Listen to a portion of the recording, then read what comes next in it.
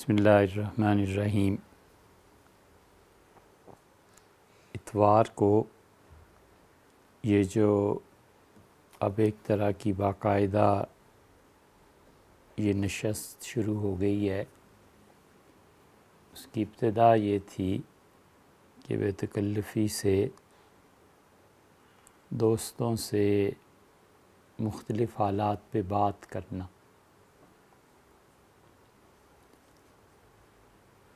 لیکن اب رنگ یہ بنتا جا رہا ہے کہ وہ کہیں اور سنا کرے کوئی۔ اسی لیے کوئی وقت کا خیال بھی نہیں ہوتا، پابندی سے کوئی موضوع بھی نہیں ہوتا، ذرہ برابر بوجھ نہیں ہوتا کہ وقت کیا ہو گیا ہے۔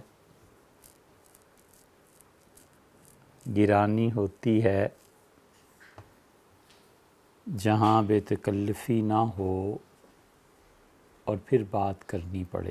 اتوار کو تو مختلف چیزیں ذہن میں آتی ہیں کہ ہم سب کو مل کے ان چیزوں پر سوچنا چاہیے،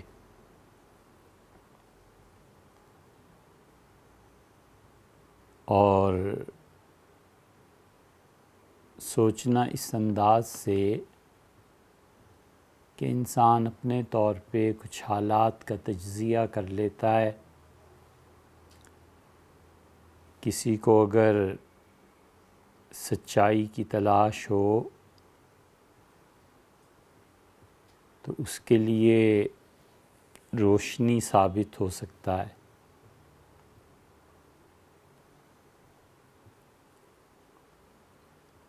ابھی پچھلے دنوں 2 دن پہلے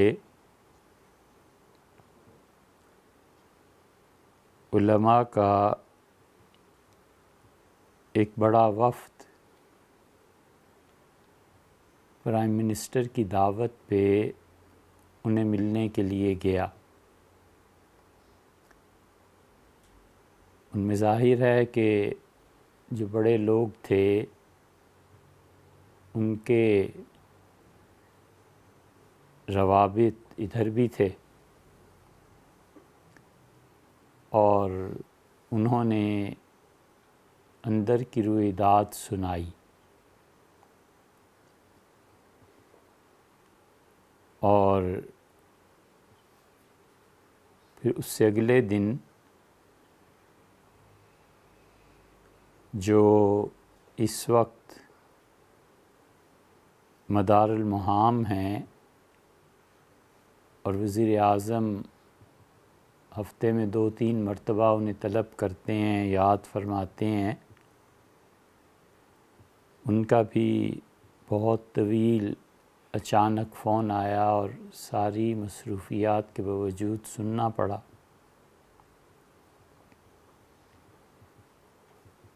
یہ باتیں ایک طرف کو رکھ کے جو اخبارات میں ہر اخبار کے قاری نے پڑھا، حکومت نے بیان کیا کہ انہیں بہت افسوس ہے کہ علماء مغرب کے جو سوالات ہیں اس کا جواب ہمارے علماء نہیں دے سکتے۔ اس مقصد کے لیے اب وہ عملی اقدامات اٹھا رہے ہیں، اور ان عملی اقدامات میں ایک سوہاوا میں یونیورسٹی کا قیام ہے جہاں پر صوفی بنا کریں گے، اور جہاں پر تصوف کی تعلیم دی جائے گی اور سلاسل کو زندہ کیا جائے گا۔ ایک منصوبہ یہ بھی ہے کہ ایسے علماء تیار کیے جائیں جو علماء مغربی زبانوں پر عبور حاصل کر کے علماء مغرب کو جواب دیں۔ ایک تازہ خبر یہ بھی ہے کہ مدارس کو قومی دھارے میں لایا جائے۔ اس طرح کی چند ایک باتیں ہر اخبار کے قاری نے پڑھی ہیں، اور یہ کوئی ایسی بات نہیں ہے جو چھپی ہوئی ہو، سب چھپی ہوئی ہیں۔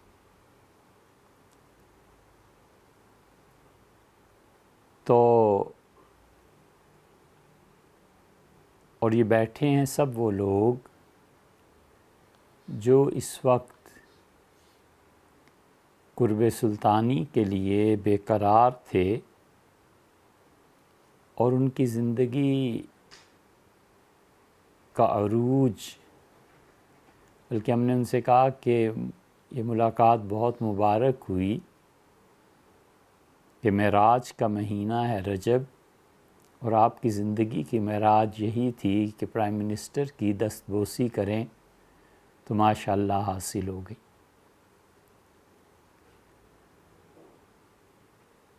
مشکل سے کوئی آدمی ایسا ملے گا جو دنیا کی محبت سے پاک ہو۔ یہ دین کا جو علم ہے اس کا اپنا ایک کنٹینر ہے، اور دنیا کی ہر تہذیب اور روایت میں جو کنٹینر ہوتا ہے اسے دیکھ کر پتہ چلتا ہے کہ اس ظرف کا مظروف کیا ہے، اس کنٹینر کے اندر کیا ہے۔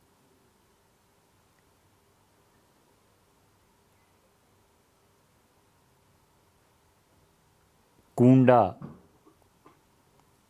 اس کو دیکھ کے پہلا خیال یہ پیدا ہوتا ہے کہ سینک، اس میں دہی ہوگا۔ چنانچہ گاؤں دیہات میں کوئی بھی لے کے جا رہا ہو تو یہی سمجھا جاتا ہے کہ دہی لے جایا جا رہا ہے۔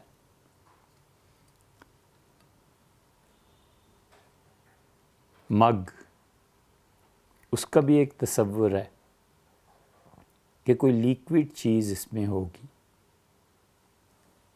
جو پیتے پلاتے ہیں ان کے لیے بوتل کی جھلک ہی کافی ہے۔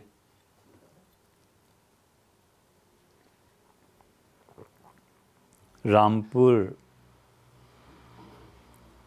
اور کیا کہنے رامپور کے، غالب نواب صاحب کی دعوت پہ تشریف لے گئے،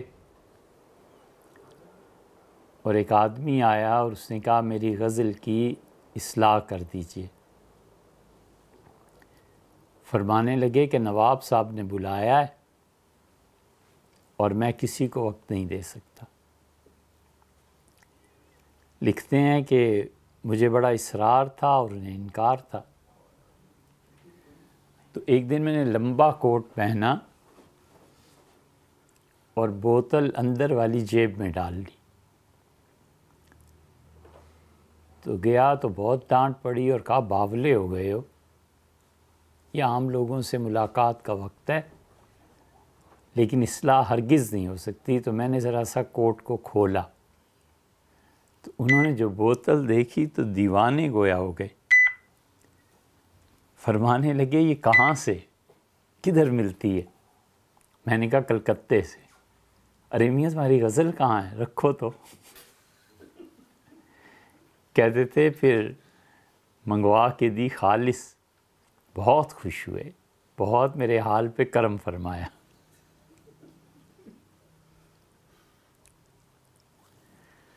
تو ظرف دیکھ کے مظروف کا پتہ چلتا ہے۔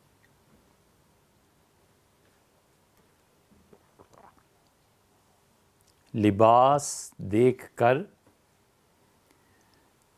کوئی آدمی یہ تو کہہ سکتا ہے کہ یہ بچے کا لباس ہے، بوڑھے کا ہے، مرد کا ہے، عورت کا، کوئی بھی یہ نہیں کہہ سکتا کہ شیر، چیتے اور ہرن کا لباس۔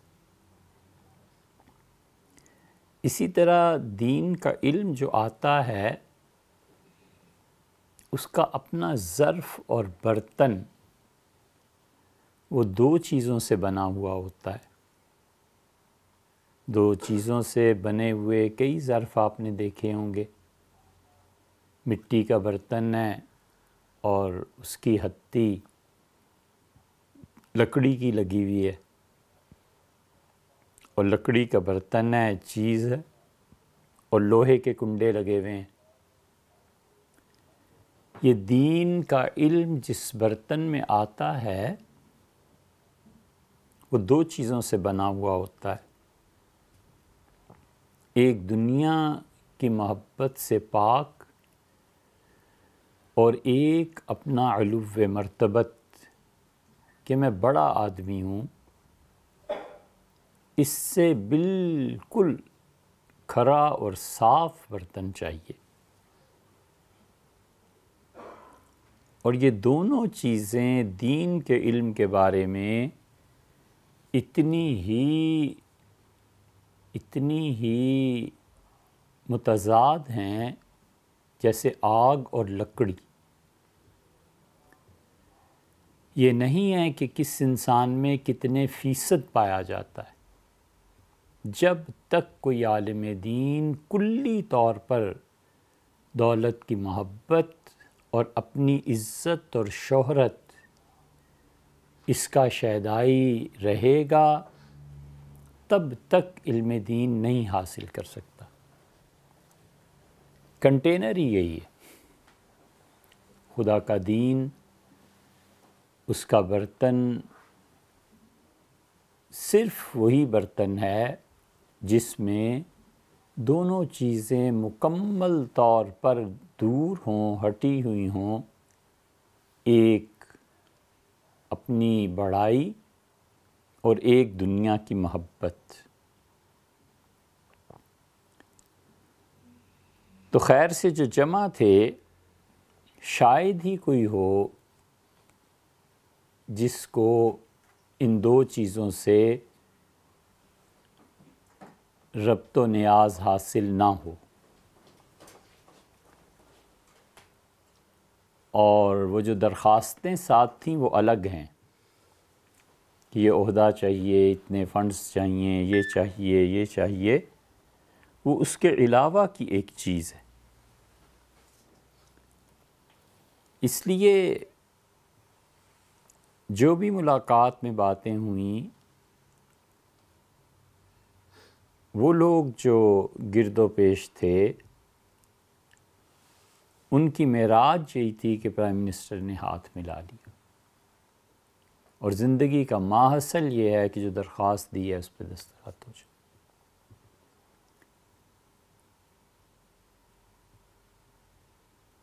تو دنیا کی محبت اور اپنے علو شان کہ میں بڑا آدمی ہوں، یہ دین کے علم کے لیے اتنی ناپاک چیز ہے کہ اس کا پہاڑ ہے تو بھی ناپاک ہے، وہ مولوی نہیں ہوتا. اور اس کا ایک تولہ ہے تو بھی ناپاک ہے. تودے سے لے کے اس کے ذرے تک سب کا سب نجس ہے، ناپاک ہے. خدا کا دین اس دل میں ٹھہرتا ہی نہیں ہے جہاں پر یہ آگ موجود ہوتی ہے. یہ آگ اس خدا کے دین کے علم کو جلا دیتی ہے، اور اللہ کبھی بھی اس شخص کو دین کی سمجھ نہیں دیتا جس میں یہ چیزیں شامل ہوتی ہیں.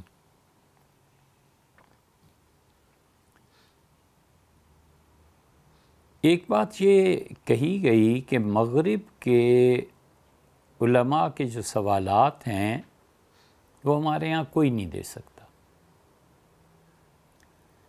یہ بات کسی حد تک تو درست ہے، اس لیے کہ 9/11 کے بعد بہت سی چیزیں اور بھی تبدیل ہوئی ہیں، اور ان میں برنارڈیوس، یہ ایک مشہور مفکر، اور اس نے 10-12 کتابیں ایسی لکھی ہیں کہ جس شخص کو انگلش لٹریچر اور ان چیزوں سے دلچسپی ہے اس نے ایک طوفان برپا کر دیا ہے اور قیامت کھڑی کر دی ہے۔ اس کی چند ایک کتابوں نے 9/11 کے بعد آنے والی نسل کو دین سے، اسلام سے جتنی بھی دوری ہو سکتی تھی اس کے لیے لٹریچر مہیا کیا ہے۔ اب چونکہ وہ خود یہودی ہے تو اس لیے وہ اللہ کا انکار تو کر نہیں سکتا تھا، اس نے سارا زور 2 چیزوں پر لگا دیا، بلکہ 3 چیزوں پر۔ ایک تو یہ کہ اس نے حضور اقدس صلی اللہ علیہ وسلم کی ذات مبارکہ کو چنا اور جتنے جھوٹ وہ بک سکتا تھا اس نے لکھے۔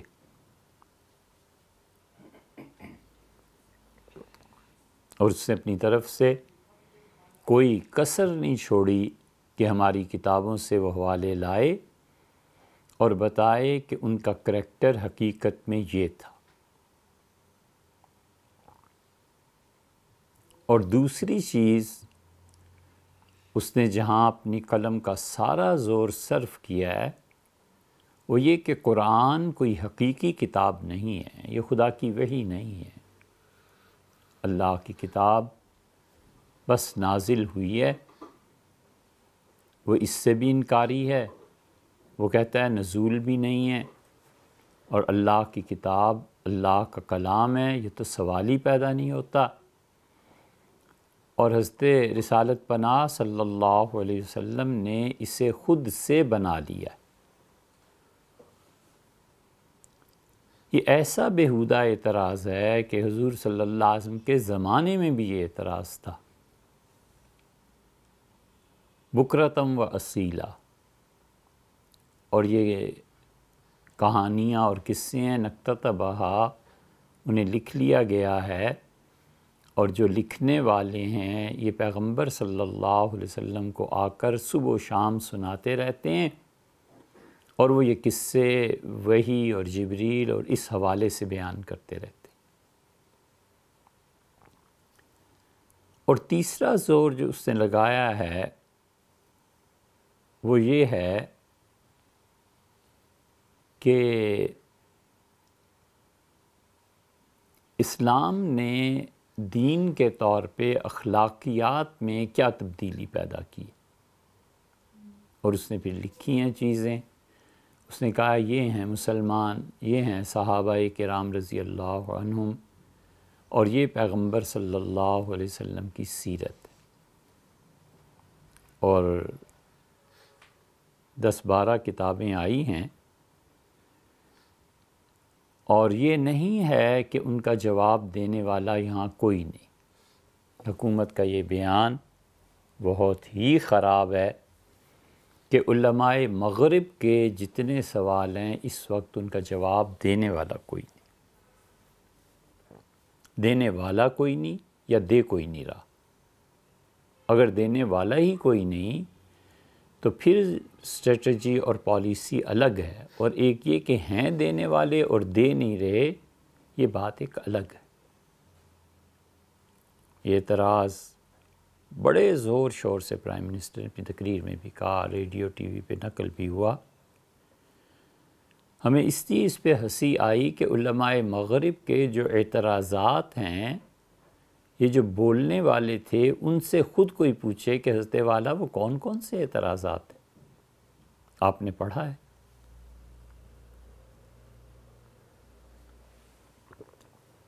یا محض مغرب میں رہ کے سن لیا ہے؟ پتہ چلنا چاہیے نا کہ آپ نے کون کون سی کتابیں پڑھی ہیں جو آپ کے ذہن میں وہ اعتراضات علماء مغرب کے ہیں، تاکہ اسے ہم بھی سمجھیں اور دیکھیں کہ کیا علماء مغرب نے اتنا طوفان مچایا ہے۔ بغیر ان کے جواب کے سنے ہمیں 100% یقین ہے کہ کچھ نہیں پڑھا، کچھ نہیں پڑھا۔ کسی زمانے میں انگلینڈ وغیرہ میں رہ کے لوگوں سے اعتراضات سن لیے اور اس کو اس طرح پیش کرنا کہ میں نے سب کچھ پڑھا ہے، اور اس کا تجزیہ آپ کے پاس مصروف زندگی میں اتنا وقت ہی کہاں ہے کہ آپ پڑھیں۔ پھر علماء مغرب کے اعتراضات ہیں کیا؟ لے دے کے پچھلی 2-3 صدیوں سے جو قصے چل رہے ہیں، ایک یہ کہ قرآن اللہ کی کتاب نہیں ہے، ایک یہ کہ حضور اقدس صلی اللہ علیہ وسلم نے شادیاں جو کی ہیں یہ کیا ہے، ایک یہ کہ اسلام جہاد کی خون کی تعلیم دیتا ہے، ایک یہ کہ صحابہ کرام رضی اللہ عنہم کا کردار کیا تھا، ایک یہ کہ مسلمانوں نے عورتوں کے حقوق کبھی ادا نہیں کیے اور شریعت نے یہ پابندیاں لگائیں۔ اس کے علاوہ ہے کیا مغرب کے پاس؟ بہت حد ہو گئی، تیر مار لیا تو معجزات کا انکار ہے، چھٹا یہ بھی لے لو۔ یہی چیزیں ہیں جو بار بار پچھلی 2-3 صدیوں سے وہ دہرا رہے ہیں۔ جو کتاب پڑھ لو آخر پہ پہنچ کے یہی پتہ چلتا ہے کہ معراج کا واقعہ نہیں ہوا تھا، شق صدر نہیں ہوا تھا، اور کوئی چیز ایسی نہیں ہے جو قابل استناد ہو۔ اور علماء مغرب کو یہ نہیں ہے کہ مسلمانوں نے جواب نہیں دیا، ہم میں وہ جواب پڑھنے کی تو کیا اہلیت پیدا ہوتی، یا ان میں جو اعتراض کرتے ہیں کہ علماء مغرب کا جواب کوئی نہیں دے رہا، انہیں پتہ ہی نہیں ہے کہ ان موضوعات پہ ہمارے کس کس مفکر نے کیا کیا چیزیں لکھی ہیں۔ ہمیں تو پورا یقین ہے کہ انہوں نے اعتراضات بھی نہیں پڑھے، جیسے ہم نے آپ سے بیان کر دیا، آپ کسی اور سے بیان کر دیں تو بیچ کی کڑی کہاں سے گئی کہ آپ کتاب کا حوالہ دیں کہ اس مصنف نے یہ اعتراض کیا ہے اور اس کا جواب دینے والا کوئی نہیں۔ جتنے مغرب نے اعتراضات کیے مسلمان ہمیشہ سے ان کا جواب دیتے چلے آئیں۔ ایسے نہیں ہے کہ یہاں پر خاموشی طاری تھی، پادریوں نے اعتراضات کیے اور حضرت قاسم نانوتوی رحمۃ اللہ علیہ نے ان اعتراضات کا جواب دیا۔ ان کے اپنے گھر کے فرد جو یہ کہتے ہیں کہ علماء مغرب کے اعتراض کے جواب ہی نہیں بنا، ان کے اپنے گھر کے فرد سر سید کو دیکھ لیں، کبھی پڑھنے کی توفیق ہوئی ہے؟ اردو تو ڈھنگ سے آتی نہیں، تو سر سید کی اردو پڑھنا کار دارد، وہ فارسی آمیز اردو ہے۔ انہی کے اعتراضات کے جواب میں سر سید نے کئی کتابیں لکھی۔ کیا علامہ اقبال نے اپنی شاعری میں مغرب کے علماء جو ہیں ان کے اعتراضات کے جواب نہیں دیے؟ شبلی نعمانی کدھر گئے؟ انہوں نے سیرت پہ جو لکھا ہے 1.5-2 جلدیں جو پہلی لکھی ہیں، وہ سب ان کے اعتراضات کے جوابات اس میں بھی لائے ہیں۔ سید سلیمان ندوی رحمۃ اللہ علیہ کا انداز بدلا ہے، اس لیے کہ شبلی مرحوم نے جب لکھا تو ان کے سامنے معاملہ اور تھا، اور شبلی نے خود اس بات کی صراحت کی کہ حضرت رسالت پناہ صلی اللہ علیہ وسلم پر جو اعتراضات کیے جا رہے ہیں، ہمیں ان کا جواب یقینی طور پر لکھنا ہے۔ اس کے لیے انہوں نے اپیل کی کہ مجھے ایک کتب خانہ چاہیے، اور انہوں نے اس کے لیے اپیل کی کہ انہیں پیسہ چاہیے۔ بھوپال والوں نے ان کی مدد کی، اور ملکہ عالیہ بھوپال کی جو تھیں انہوں نے بلایا، اور ان کا کیا چاہیے آپ کو؟ انہوں نے بتایا یہ اخراجات ہیں، ان کا ہماری طرف سے ادا ہو۔ اللہ تعالی ملکہ عالیہ کی قبر کو روشن رکھے، بڑا کام اور بر وقت کام کیا۔ شبلی کتابیں خریدنے کے لیے مصر، ترکی اور شام گئے۔ ان کا اپنا سفر نامہ ہے، اس میں دیکھا جا سکتا ہے یہ سب کچھ جو انہوں نے کیا حضور اقدس صلی اللہ علیہ وسلم کی محبت میں کیا اور نبی کریم صلی اللہ علیہ وسلم کے ساتھ تعلق میں کیا۔ انہوں نے انگلش کی وہ کتابیں منگوائیں جو اعتراضات پر مبنی تھی، ندوہ وغیرہ سے چھٹی لی، اور اس حد تک تو خیر ایک حد تک کچھ معاملے ان کے علیحدگی کے بھی ہو گئے تھے، اور اپنے شاگردوں کی پوری ٹیم لے کے وہ بمبئی چلے گئے۔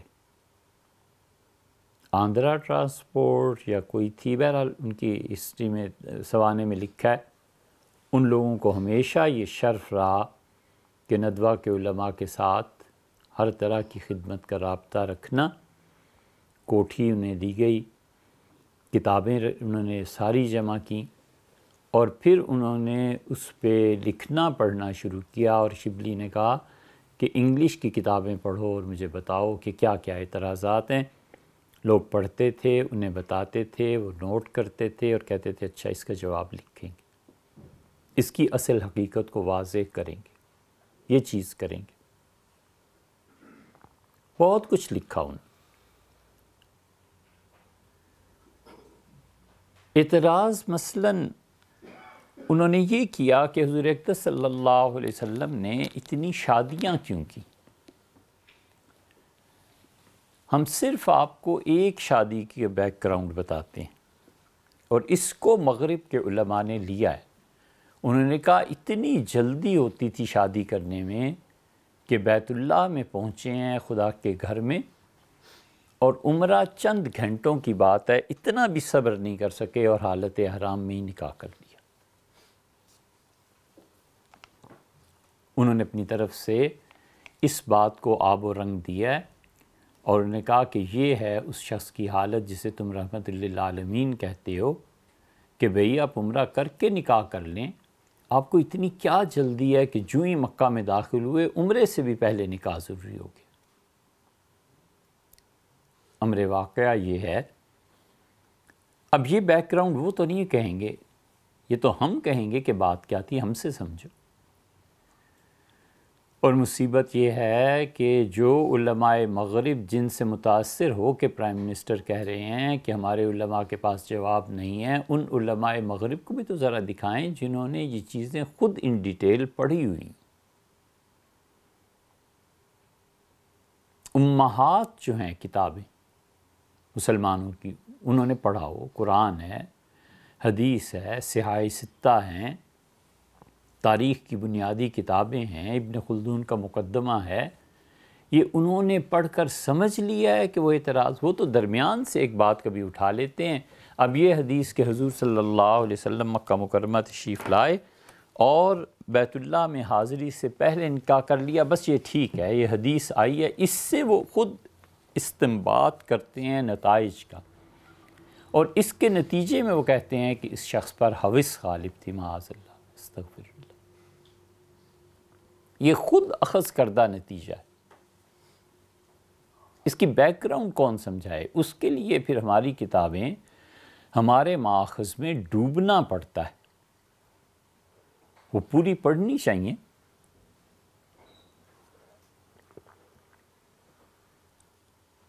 ایسے اعتراضات تو اللہ پہ بھی کیے جا سکتے ہیں۔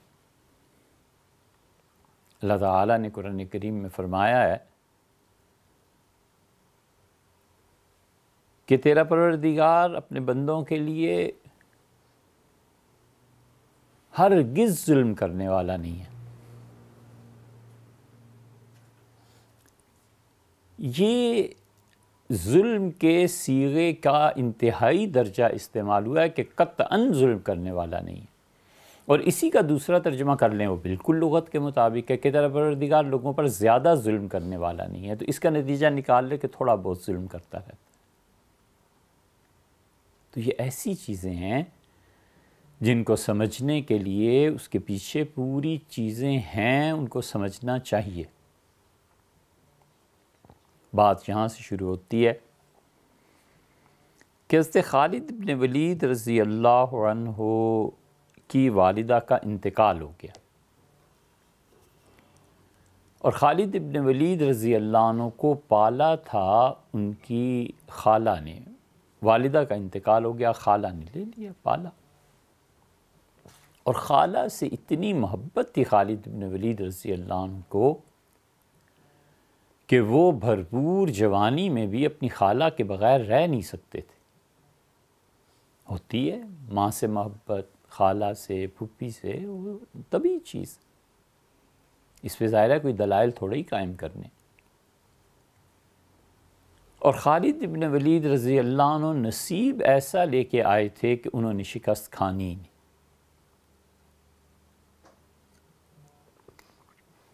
پہلی مرتبہ یہ شخصیت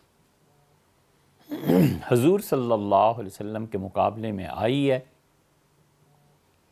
جب غزوہ احد ہوا ہے۔ احد سے پہلے خالد کہیں نظر نہیں آتے۔ غزوہ احد میں وہ بھی جنگ میں براہ راست شریک نہیں ہوئے، دور کھڑے دیکھتے رہے کہ یہ دونوں گروہ جو آپس میں لڑ رہے ہیں ہو کیا رہا ہے۔ ذہین تھے، انہوں نے سوچا کہ یہ جو درہ ہے ان کی بیک پہ جہاں پر 50 آدمی انہوں نے رکھے ہوئے ہیں، اگر اس درے کو فارغ کر دیں اور کبھی بھی لوگ یہاں سے اٹھ جائیں تو یہ میں اس کو کراس کروں کچھ لوگوں کے ساتھ، اور مسلمان اس طرف کو ہیں، ان کی پیٹھ پہ جا کر پیچھے سے ماریں، ہم آگ لگائیں، اور وہ لڑ رہے ہیں سامنے والے گروہ ہمارے دوستوں سے، ہمارے مکہ والوں سے، اور ہمارے اس حملے سے مکہ والوں کو شے ملے گی ہارتے ہوئے، اور وہ پلٹیں گے تو یہ بیچ میں پس جائیں گے۔ چنانچہ یہی ہوا، فتح کے قریب پہنچ گئی، اور رسول اللہ صلی اللہ علیہ وسلم نے 50 آدمی بٹھائے تھے اور فرمایا تھا کہ تم دیکھو پرندے میری بوٹیاں بھی نوچ کے جا رہے ہیں نا، تب بھی اس جگہ کو نہیں چھوڑنا۔ آخر آپ بھی جانتے تھے کہ میدان جنگ میں کون سی جگہ ایسی ہے جو پوزیشن کے اعتبار سے کمزور ہے، اور دشمن اگر ادھر سے آئے گا تو اس کو فتح بھی مل سکتی۔ 50 آدمی جو بٹھائے ہوئے تھے، اور انہوں نے فرمایا ہرگز کو نہیں چھوڑنا۔ انہوں نے دیکھا جب مسلمان بڑھ رہے ہیں اور کافر بھاگ گئے احد سے اور شکست کھا رہے ہیں بری طرح، اور مسلمان آگے بڑھ بڑھ کے انہیں مار رہے ہیں، تو وہ رسول اللہ صلی اللہ علیہ وسلم کی بیک پہ اس لیے گئے کہ جو مال غنیمت کافر چھوڑ کے بھاگ رہے ہیں اس کو اٹھائیں۔ انہوں نے اجتہاد کیا کہ پیچھے سے ہم ادھر سے چلے جائیں، اور آگے کافر بھاگ گئے ہیں تو رسول اللہ صلی اللہ علیہ وسلم کو سارا مال غنیمت پیش کر دیں گے۔ یہ ان کا اجتہاد حضور صلی اللہ علیہ وسلم نے جو حکم دیا تھا اس کے مقابلے میں بالکل غلط تھا، یہ خطا تھی ان کی۔ خالد ابن ولید رضی اللہ عنہ پہلے سے ہی دیکھ رہے تھے، انہوں نے پیچھے سے حملہ کر دیا، اور رسول اللہ صلی اللہ علیہ وسلم نے جو دیکھا تو پیچھے خیموں میں آگ لگی ہوئی ہے، آگے لوگ ہیں، یہ سب منظر بنا ہوا ہے، اور یہ تھی وہ پسپائی جو بنیادی طور پہ مسلمانوں کو اٹھانی پڑی، اور اس افراتفری میں 70 کے قریب صحابہ کرام رضی اللہ عنہ شہید ہو گئے، جن میں حضرت حمزہ رضی اللہ عنہ بھی شامل تھے۔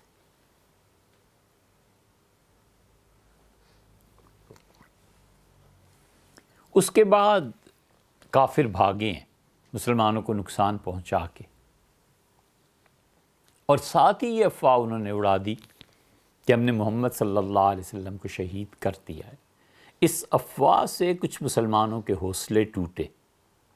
جنگوں میں افواہیں ہمیشہ ہی ہوتی ہیں، ان کے حوصلے پست ہوئے، ٹوٹے، اور خود رسول اللہ صلی اللہ علیہ وسلم جب باہر تشریف لائے ہیں ایک جگہ سے، ایک گہری جگہ تھی، اور اس میں آپ نے کہا کہ میں اوپر اٹھنا چاہتا ہوں، تو حضرت طلحہ رضی اللہ عنہ غالباً بیٹھے اور رسول اللہ صلی اللہ علیہ وسلم اوپر آئے، تو پھر پتہ چلا کہ آپ زندہ ہیں۔ اب جو حملہ ہوا تو وہ کافر بھاگے۔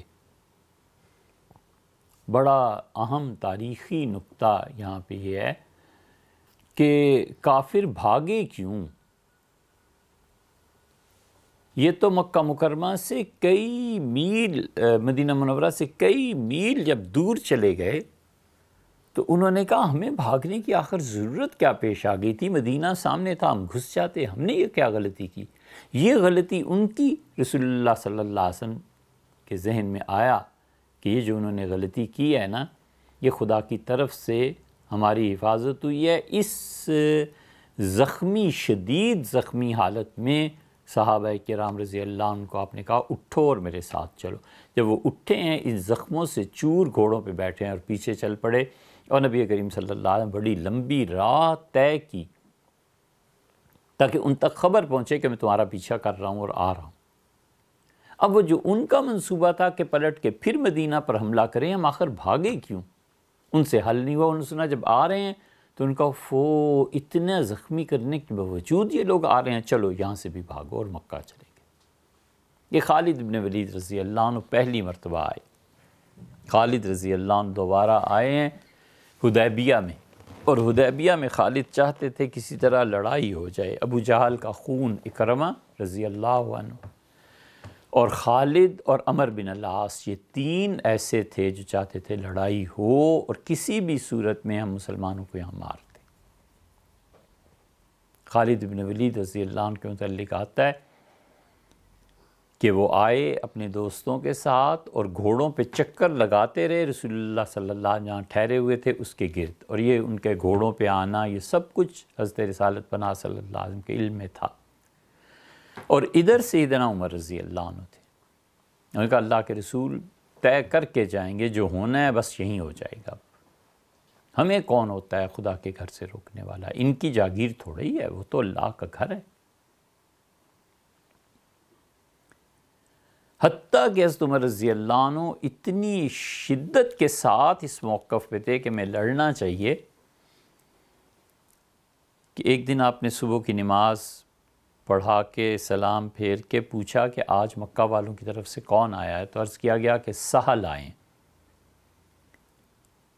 یہ ابو جندل جن کا نام آتا ہے ان کے والد رضی اللہ عنہ۔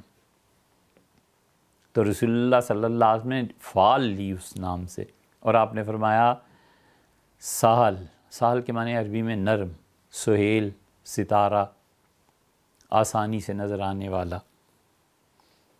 یہ جب چمڑے میں خوشبو پیدا ہوتی ہے تو سہیل ستارے کا طلوع ہوتا ہے۔ تو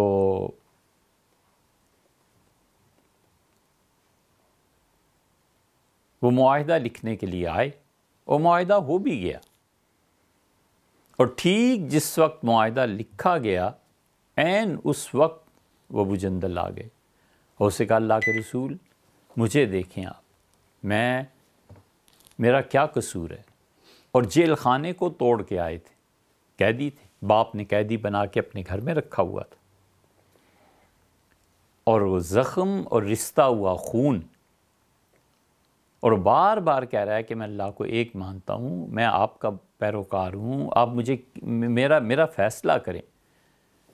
سہل نے ساری چیزیں سمیٹ کے ایک طرف رکھ دیں، اور اس نے کہا فیصلہ یہ ہے کہ یہ واپس جائے گا۔ حضور صلی اللہ علیہ وسلم نے پوری کوشش کی، آپ نے فرمایا ابھی ہمارے معاہدے پہ دستخط نہیں ہوئے۔ اس نے کہا نہ، طے کر چکے، میرا بیٹا میرے ساتھ بھیجا جائے گا۔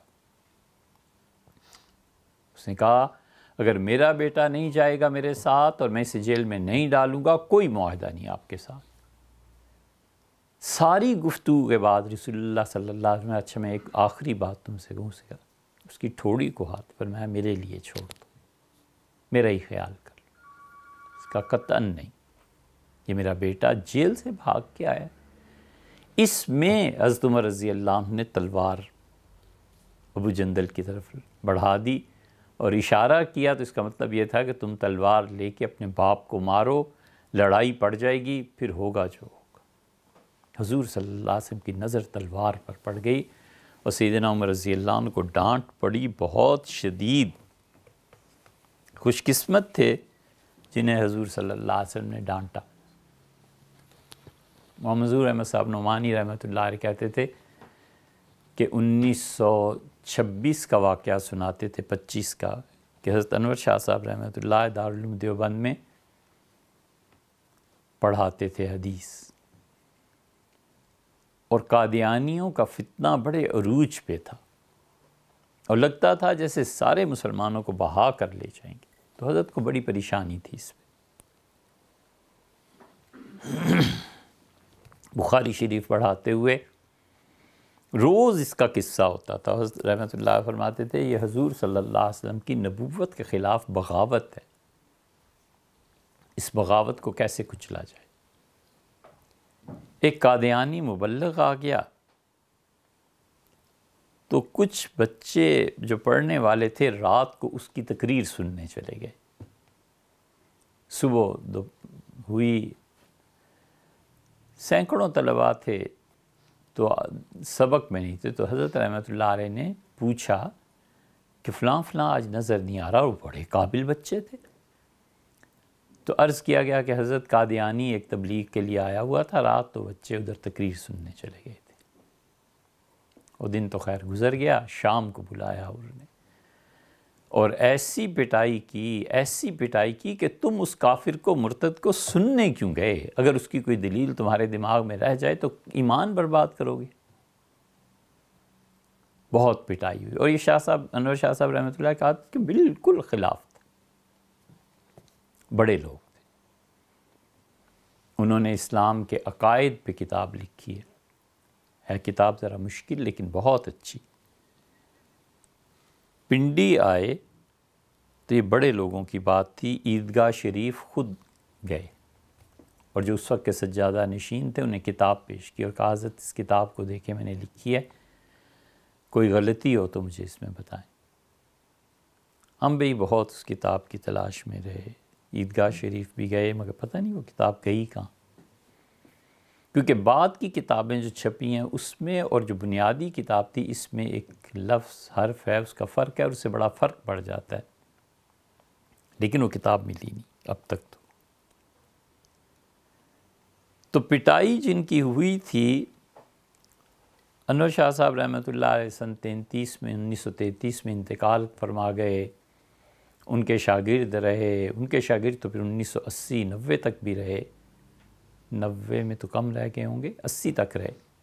سید مولانا یوسف بن نوری، مولانا محمد میاں، اور مولانا منظور نعمانی، مولانا ابوالحسن علی ندوی رحمۃ اللہ علیہ کے بڑے بھائی، اور مفتی محمد شفیع، مولانا ادریس کاندلوی، مفتی محمد حسن رحمہ اللہ، یہ سارے کے سارے ایک ایک آدمی ان کا شاگرد جو تھا وہ آدمی سے زیادہ اکیڈمی تھا، اتنے بڑے بڑے ان کے شاگرد، اور جو شاگرد ہے سو ادارہ ہے۔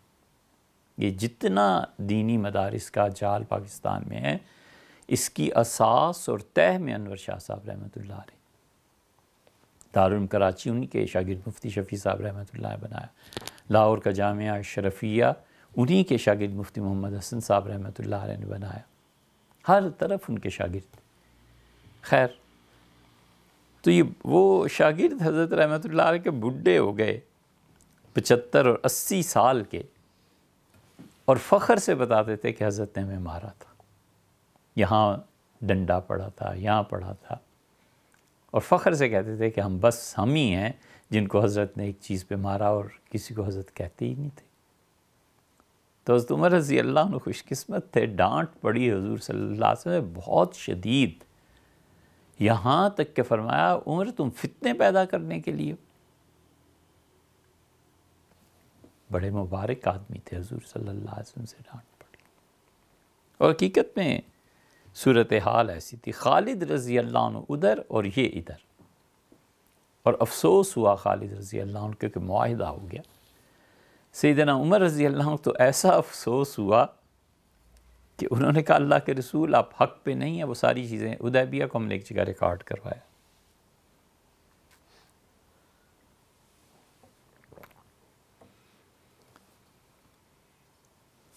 حدیبیہ ہوا ہے 6 ہجری میں، حضرت عباس رضی اللہ عنہ نے رسول اللہ صلی اللہ علیہ وسلم کے چچا نے خط لکھا اور کہا کہ میری سالی بیوی کی چھوٹی بہن، وہ بیوہ ہو گئی ہیں، اور بھتیجے اگر تم اجازت دو تو میں تمہاری شادی اس سے کر دوں۔ رسول اللہ صلی اللہ علیہ وسلم نے لکھا ضرور کرتے۔ اور پھر رسول اللہ صلی اللہ علیہ وسلم نے کسی کو بھیجا اور کہا چچا سے ملو اور انہیں کہو جلدی کریں میرے نکاح کے لیے۔ پھر آئے ہیں 7 ہجری میں معاہدے کے مطابق۔ 6 ہجری میں یہ معاہدہ ہوا تھا کہ مکہ سے اگر کوئی آدمی مدینہ جائے گا تو وہ لوٹایا جائے گا، اور مدینہ سے کوئی مرتد ہو کے مکہ آئے گا تو نہیں لوٹایا جائے گا، وغیرہ وغیرہ، یہ ساری شرائط طے تھی۔ ان میں سے ایک شرط یہ تھی کہ آئندہ سال تم لوگ آؤ گے، عمرہ کرو گے، اسلحے کی نمائش نہیں ہوگی، کوئی اسلحہ کھلا نہیں لائے گا، اور 3 دن آپ لوگ رہیں گے اور تیسرے دن آپ چلے جائیں گے۔ تیسرے دن کی شام کے ڈوبنے کے بعد چلے جائیں گے، سورج ڈوبے۔ حضرت رسالت مآب صلی اللہ علیہ وسلم کو اس نکاح کی اتنی جلدی تھی کہ آپ جو ہی مکہ میں پہنچے ہیں آپ نے کہا پہلے میرا نکاح کریں چچا، اور انہوں نے اپنی سالی سے حضور صلی اللہ علیہ وسلم کا نکاح پڑھایا، اور نبی کریم صلی اللہ علیہ وسلم نے عمرہ کیا، اور عمرے کے بعد آپ نے کہا کہ میری بیوی کو رخصت کریں، تو انہوں نے کہا کچھ ٹھہریں۔ پھر جب تیسرا دن سورج ڈوبا ہے تو مکہ والے آئے، انہوں نے کہا تم نکلو، پیغام بھجوایا، تو حضور صلی اللہ علیہ وسلم آیا، میری ابھی تو شادی ہوئی ہے، مجھے 1 دن کی اور مہلت دیں، میں چاہتا ہوں کل ولیمہ ہو اور آپ سب لوگ بھی شریک ہوں۔ انہوں نے کہا نہیں، ہرگز نہیں، تو اپنی بیوی کو لے کے نکل جاؤ۔ صرف ابھی بھی مکہ میں جگہ ہے، اللہ جانے ان وہابیوں کی نظر سے وہ جگہ کیسے چھپ گئی، مگر مکہ مکرمہ سے اب تو شہر میں ہی آ گئی ہے۔ وہ جگہ ہے جہاں پر رسول اللہ صلی اللہ علیہ وسلم کی اہلیہ ان تک پہنچائی گئیں، وہیں پہ آپ نے پہلی رات گزاری، وہیں پہ ولیمہ ہوا، صرف کے مقام پر ہی یہ رسول اللہ صلی اللہ علیہ وسلم کی اہلیہ ام المومنین رضی اللہ عنہا آپ کے بعد زندگی گزاری، وہیں رہیں، ابھی بھی ان کی قبر وہاں موجود ہے۔ سارے مکہ اور مدینہ اور حرمین شریفین، کیا ریاض تک قبریں صحابہ کرام رضی اللہ عنہ کی انہوں نے مٹا دی۔ خدا جانے یہ قبر ان سے کیسے رہ گئی باقی، یہ قبر ابھی تک حقیقی صورت میں موجود ہے۔ اس لیے کوئی بھی مکہ مکرمہ جائے تو ہم کہتے ہیں وہاں بھی حاضر ہونا۔ ماں ہے نا، اللہ نے فرمایا کہ اللہ تعالیٰ نے فرمایا وَأَزْوَاجُهُ أُمَّهَاتُهُمْ، اور ان کی بیویاں پوری امت کی مائیں۔ یہ جو خاتون ہیں جس سے شادی پہ اتنی جلدی تھی، جس پہ مغرب کے علماء چیختے اور چلاتے اور تہمتیں باندھتے ہیں، یہ خالد ابن ولید رضی اللہ عنہ کی بھی خالہ تھیں، 9 بہنیں تھیں، اور 9 بہنوں کے رشتے عربوں میں بڑے بڑے سرداروں سے ہوئے تھے، 8 ایک طرف اور رسول اللہ صلی اللہ علیہ وسلم ایک طرف۔ اس فیملی میں جو 9 رشتے مختلف جگہوں پہ گئے تھے، حضرت عباس رضی اللہ عنہ، عبد المطلب کے بیٹے، مکہ کے سردار، بڑے بڑے لوگ ان کے پاس، ان کے ہاتھ میں، یہ تھی میمونہ رضی اللہ عنہ۔ اور میمونہ رضی اللہ عنہ سے اس نکاح پہ رسول اللہ صلی اللہ علیہ وسلم نے جو اصرار کیا کہ جلدی کرو، اس کی وجہ یہ تھی کہ کہیں یہ نکاح ملتوی نہ ہو جائے، کہیں لوگ کافر بیچ میں نہ پڑ جائیں، کہیں کافر یہ نہ کر لیں کہ اس نکاح کو نہیں ہونا چاہیے۔ میمونہ رضی اللہ عنہ سے نکاح ہوا اور رخصت ہوئی مکہ سے، اور جب گئی ہیں تو گویا خالد بن ولید رضی اللہ عنہ کا دل لے گئی۔ اب خالد پریشان کہ کریں کیا، خالہ چلی گئی، گھر گویا اجڑے ہوئے اور ویران ہو گئے، جس ماں سے اتنا تعلق تھا، جس نے پالا ہے، وہ ان کی اہلیہ بن گئی ہیں۔ خالد 1 سال صبر نہیں کر سکے، 1 سال۔ 7 ہجری کی ذی القعدہ میں حضور صلی اللہ علیہ وسلم کا یہ نکاح ہوا ہے، اور ذی الحج، محرم، صفر، ربیع الاولیٰ، اخری جمادی الاولیٰ، اخری رجب، شعبان، اور صرف 8-9 مہینے کے وقفے سے خالد بن ولید رضی اللہ عنہ اپنے دوست اکرمہ کو اور عمر بن العاص کو، دونوں کو لے کر چل پڑے، اور کہا چلتا ہوں خالہ کے پاس مدینہ منورہ. اور انہوں نے اپنے بڑے بھائی ولید کو پیغام بھجوایا. ولید ہو گئے تھے مسلمان کہ میں اگر آؤں تو میں 2 موقعوں پہ حضور صلی اللہ علیہ وسلم کو نقصان پہنچا چکا ہوں مسلمانوں کو، کیا میرے لیے کوئی گنجائش ہے؟ اور یہ پیغام انہوں نے دیا اپنے بڑے بھائی کو. مدینہ منورہ سے کچھ ہی فاصلہ رہ گیا تھا. تو بھائی نے ذکر کیا، ولید ابن ولید نے. یہ خالد ابن ولید تھے، وہ ولید ابن ولید تھے. ولید ابن ولید سے کہا کہ کوئی گنجائش ہے، پوچھو، حالات کا جائزہ لو. وہ فجر کی نماز کے بعد حاضر ہوئے اور یہ پیغام عرض کیا. تو رسول اللہ صلی اللہ علیہ وسلم فرمایا میں تو حیران ہوں کہ خالد جیسا عقل مند آدمی اللہ کے دین سے غافل ہے، اسے سمجھ نہیں ہے کہ خدا کا حقیقی دین کیا ہے. یہ پیغام پہنچنا تھا اور میمونہ رضی اللہ عنہ وہیں تھیں. خالد ابن ولید رضی اللہ عنہ کو ہی نہیں، رسول اللہ صلی اللہ علیہ وسلم نے عربوں کے 9 بڑے بڑے گھرانوں کو گھیر لیا اس ایک نکاح کو کر کے. اب مکہ کی طاقت ٹوٹ گئی. اب کون آتا لڑنے؟ داماد ہو گئے نا. اب کون آتا لڑنے؟ خالد بن ولید رضی اللہ عنہ نکلے.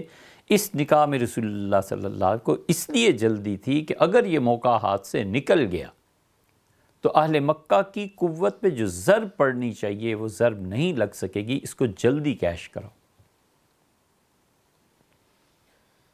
پھر خالد بن ولید رضی اللہ عنہ آئے تو حضور صلی اللہ علیہ وسلم کھڑے ہو گئے. خالد رضی اللہ عنہ کو گلے سے لگایا، اپنی چادر دی، اپنی ٹوپی اتار کے دی. فرمایا خالد تم جیسا آدمی دین سے اتنا بے خبر. اکرمہ رضی اللہ عنہ مسلمان ہو گئے، ابو جہل کے بیٹے. یہ سارے دوست تھے تینوں. اور اکرمہ کو لوگوں نے حضور صلی اللہ علیہ وسلم اصل میں خواب دیکھا اور کوئی اس کی تعبیر نہیں کر سکتا تھا. ایک دن آپ نے تعجب سے فرمایا کہ میں نے رات ابو جہل کو دیکھا ہے جنت میں گھوم رہا تھا. صحابہ رضی اللہ عنہ حیران ہوئے کہ ابھی تو بدر میں اس کا خون کیا ہے، یہ کدھر جنت میں گھوم رہا تھا. کوئی اس کی تعبیر نہیں دے سکا. اکرمہ جب مسلمان ہوئے ہیں تو حضور صلی اللہ علیہ وسلم آئے، دیکھو وہ جو میں نے خواب دیکھا تھا نا اس کی تعبیر یہ ہے. اور عمر بن العاص رضی اللہ عنہ نے بیعت کے لیے ہاتھ بڑھایا اور کھینچ لیا. آپ نے عمر کیا بات ہے؟ انہوں نے کہا اللہ کے رسول یہ اسلام کی قبولیت میری پچھلی زندگی کے جو بھی میں کرتا رہا ہوں آپ کے خلاف اس کو معاف کرائے گی یا نہیں؟ اگر نہیں کراتی تو پھر تو میرا سب حال برابر ہے. حضور صلی اللہ علیہ وسلم نے عمر کا ہاتھ پکڑ کے کھینچا اور فرمایا عمر تمہیں پتہ نہیں ہے کہ اسلام اپنے سے پہلے کی زندگی کے تمام گناہ معاف کرا دیتی ہے. ہجرت اپنے سے پہلے کی زندگی کے تمام گناہوں کو معاف کرا دیتی. تینوں مسلمان ہو گئے. اب جب یہ تینوں مسلمان ہوئے مکہ والوں کے پاؤں اکھڑ گئے کہ ہمارے اتنے بڑے بڑے ہیرے نکل گئے یہاں سے، ہوگا کیا اب کیا؟ پیچھے رہ کون گیا تھا؟ یہ ساری اس ایک شادی کی حکمت ہے جو رسول اللہ صلی اللہ علیہ وسلم نے احرام سے بھی پہلے کہا کہ نہیں میرا نکاح ضروری ہے. بڑے لوگوں کے اقدامات کو سمجھنے کے لیے جتنا بڑا دماغ ہوتا ہے نا وہ دماغ کہاں سے لائے، وہ علم کہاں سے لائیں؟ بلی اگر اٹھ کر اونٹ پہ تنقید کرنے لگے تو بھلا بتاؤ کوئی وقت رہے گا؟ وہ بھی اگر کہے کہ اونٹ کا قد ناپ رہے ہو تو میرا بھی قد ناپو، تو بلی گربا شتر کیا معنی ہے اس کے کہ اس کا قد ناپا جائے؟ اس لیے یہ جو انہوں نے کہا نا کہ مغرب کے علماء کو جواب نہیں دے سکتے مسلمان، ہمارے مشرق کے علماء، کون سی ایسی چیز ہے، کون سا ایسا اعتراض ہے؟ ہمارے پاس ایک اعتراضات آئے تھے ہمارے پاس. ایک اعتراض یہ کہ مسجد اقصیٰ نہیں تھی، وہ 1.25 گھنٹہ یا گھنٹے کا بیان ہے، ہم نے پورا ریکارڈ کروایا کہ مسجد اقصیٰ قرآن یہاں کس معنی میں کہہ رہا ہے، اس کا جواب دے لیں علماء مغرب. حضرت رسالت پناہ صلی اللہ علیہ وسلم کے نسب پر اعتراض ہے کہ وہ عبداللہ کے بیٹے نہیں تھے. وہ عبداللہ جو عبد المطلب کے بیٹے تھے وہ نہیں تھے، بلکہ عبداللہ کوئی بھی شخص تھا.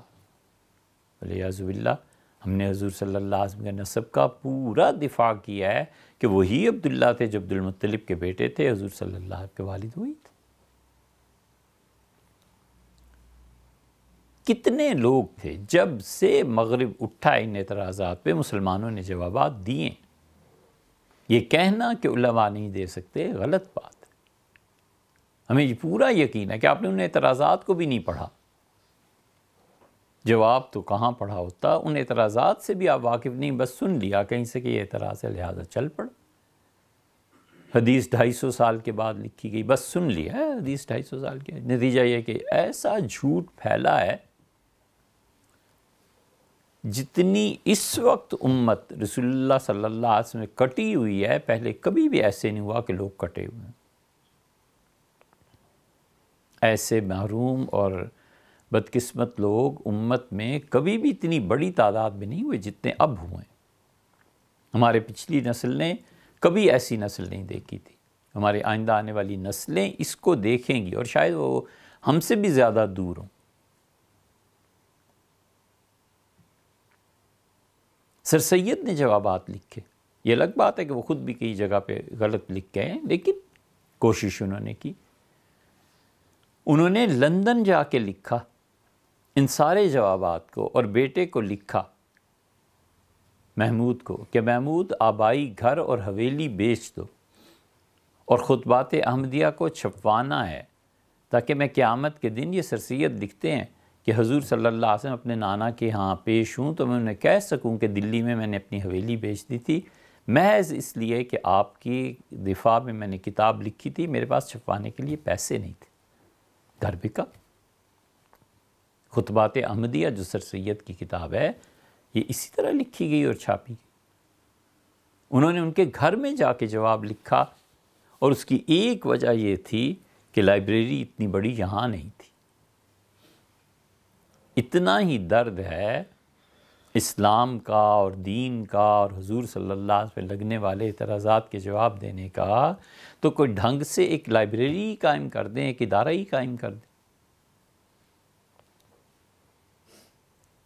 ہم کئی سال سے چیختے رہے کہ جو شام میں اس وقت کتابیں ہیں اور شام میں جو مسلمانوں کے مخطوطات پڑھے ہیں، جنہیں ہم نے کئی مرتبہ دیکھا اور وہاں بیٹھ کے پڑھنے کا اللہ تعالیٰ کی توفیق سے موقع ملا، کسی طرح اسے محفوظ کر لو. یہ ساری چیزیں یورپ لے جائے گا، امریکہ لے جائے گا، اور پھر وہ اس کے ساتھ کیا کریں گے کچھ پتہ نہیں.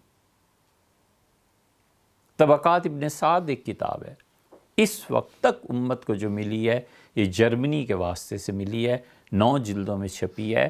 طبقات ابن سعد کی 9 جلدوں میں ایک فقرہ فرض کر لیں، وہ اپنی طرف سے ڈال لیں، فرض کر لیں، جو حضور صلی اللہ علیہ وسلم کی ذات طیبہ پر اعتراض کی صورت بنتی ہو، ایک فقرہ لکھ دیں. کون تحقیق کرے کہ یہ فقرہ اصل جو طبقات ابن سعد ہے اس میں بھی ہے یا نہیں؟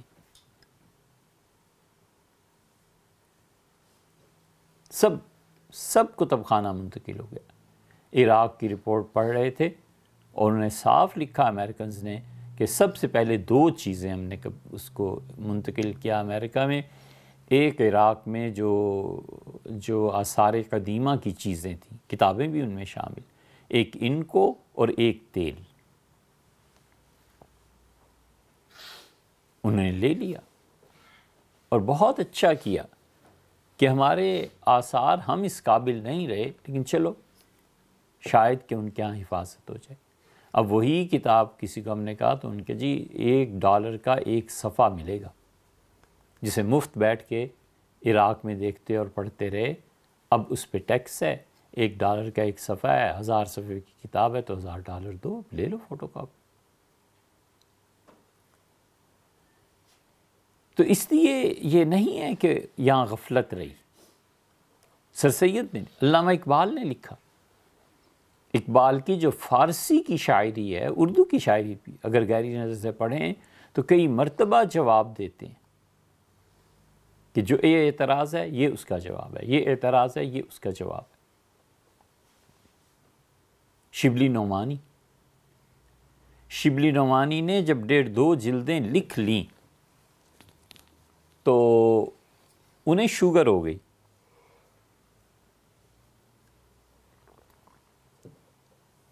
ایک تو شوگر میں وہ کنٹرول نہیں کیا انہوں نے. ان کے ایک محسن بڑی شخصیت تھی، وہ کہتے ہیں میں گیا ان کو عیادت کے لیے، ڈاکٹروں نے کہہ رکھا تھا کہ بالکل کوئی میٹھی چیز استعمال نہیں کرنی، تو انہوں نے لیٹے ہوئے تھے، بیمار تھے، اور چادر کا ایک پلو سر کے نیچے اور ایک پاؤں کے نیچے، ہر تھوڑی دیر کے بعد ان کا ہاتھ اٹھتا تھا سینے پہ اور پھر منہ پہ جاتا تھا. تو ان کے بڑے بے تکلف دوست تھے، انہوں نے چادر ہٹا دی اور کہنے کہ شبلی کیا کر رہے ہو؟ تو انہوں نے کہا دیکھ لو. تو کہتے ہیں، لکھتے ہیں کہ میں نے دیکھا ایک کٹوری ان کے سینے پہ پڑی ہوئی تھی اور شکر اس میں سے بار بار ایک چٹکی لے کے منہ میں ڈالتے تھے، گڑ پڑا ہوا. میں نے کہا غضب، سر سے شبلی کیا کر رہے ہو؟ موت کو دعوت دے رہے ہو، ان کا میٹھے کے بغیر نہیں جی سکتا.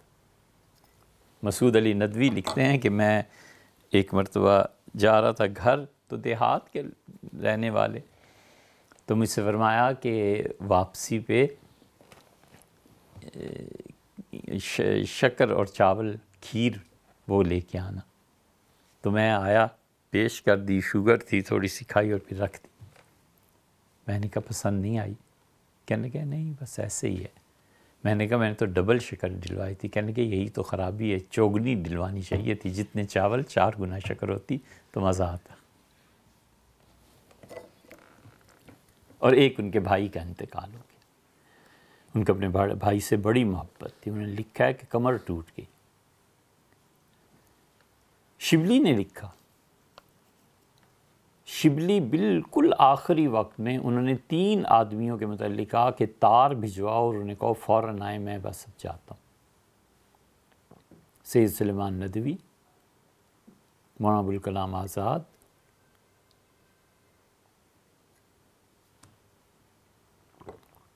اور تیسرے بزرگ بھی تھے سر سید کی سوانے میں،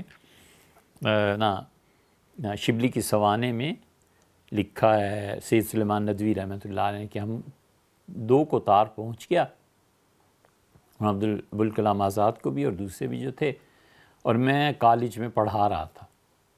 تو تار تو مجھے ملا نہیں، لیکن پڑھاتے پڑھاتے مجھے اپنے استاد کی محبت اتنا غلبہ ہوا کہ میں نے کہا کسی طرح پہنچوں اور میں دیکھوں. اتنا غلبہ تھا کہ پیریڈ پورا کرنا دشوار ہو گیا. جو ہی پیریڈ پورا پڑھایا، میں بغیر کسی سامان کے، بغیر کپڑے یہ وہ، ریلوے اسٹیشن کی طرف چل پڑا. ٹکٹ لیا، پہنچا اعظم گڑھ. تو شبلی میرے ہی گویا انتظار میں تھے، اور میرے ہاتھ پکڑے اور رو پڑے، اور پیٹ اور کمر 2 انچ رہے ہوں گے، اتنی ان پہ نقاہت طاری تھی. اور پھر میں کھڑا رہا ان کی چارپائی پہ تو روتے رہے. پھر بس اتنا فرمایا مجھ سے کہ سیرت کو پورا کرنا ہے، سیرت. کئی برس کے بعد، 15-20 برس کے بعد، سید سلیمان ندوی جیسے آدمی نے اپنے آپ پہ قابو پا کے اپنے استاد شبلی کی سوانح لکھی، اور تحریر فرمایا کہ 2 جلدیں لکھوں گا، ایک اپنے استاد کی سوانح پہ اور ایک ان کے افکار، ان کے نظریات، وہ کیا چاہتے تھے اس پہ. یہ جو مدینہ یونیورسٹی ہے نا، اس کا تصور سب سے پہلے شبلی نے ترکوں کو دیا تھا کہ مکہ مکرمہ میں یونیورسٹی کھولو اور ایسے پورے عالم اسلام سے بچوں کو لاؤ اور یہاں پڑھاؤ اور نیشنلٹی کی قید ختم کرو. یہ تو بہت بعد میں یہ نظریات پھر پہنچے ابن سعود تک، اور پھر مدینہ یونیورسٹی کا قیام ہوا وغیرہ وغیرہ. وہ بھی ایک خاص وہابیت کے نقطۂ نگاہ سے بنائی گئی. سر سید شبلی کا نظریہ اور تھا. تو شبلی کے متعلق انہوں نے کہا کہ میں نے 2 جلدوں میں لکھنی ہے. کئی برس کے بعد وہ اپنی طبیعت پہ قابو پا سکے. شاید 30 سال کے بعد انہوں نے کتاب لکھی ہو یا اس سے بھی زیادہ، اور دوسری جلد لکھنا چاہتے تھے سید صاحب رحمۃ اللہ علیہ شبلی پہ، تو ہم نے ان کے جو چیزیں چھوڑ کے آئے ہیں وہ ہندوستان میں کئی صفحات دیکھے جس پہ انہوں نے لکھنا شروع کیا، اور اس کے بعد ان کے آنسوؤں کے نشانات ہیں، نہیں لکھ سکے، اور پہلی جلد بھی اپنے استاد پہ شبلی پہ لکھی تو 1000 صفحے لکھ گئے۔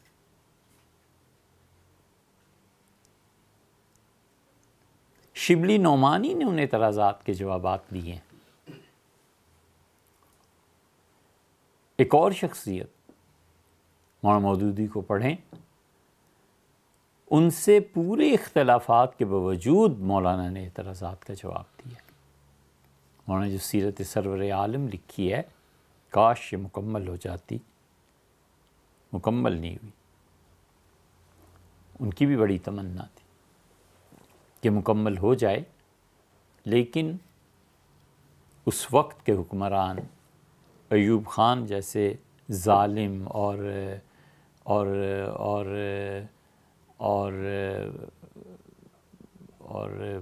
خائن فراڈ پورا، اس وقت کا الیکشن اور فاطمہ جناح اور کیا اس جیسے آدمی کو اٹھا کر جیل میں ڈال دی۔ اس سیاست نے کھا لیا مولانا کو، کاش وہی سیاست میں نہ جاتے۔ انہوں نے لکھا ہے، تو اس لیے کون کہہ سکتا ہے کہ علماء مغرب ہیں کہاں؟ وہ ہمیں بھی تو کوئی چار بتاؤ جن کے علم پر وثوق کا اظہار کیا جا سکے۔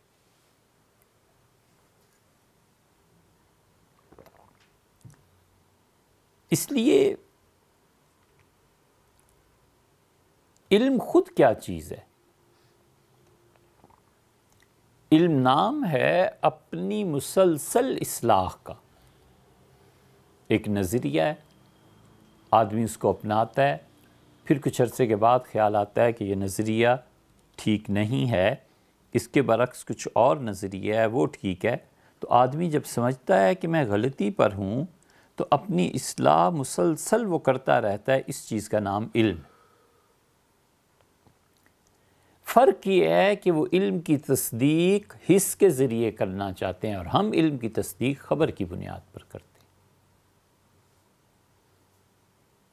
وہ کہتے ہیں تمہارے پاس علم ہے تو تم ہمیں اس کا ثبوت حسی طور پر دو، کوئی چیز نظر آنی چاہیے۔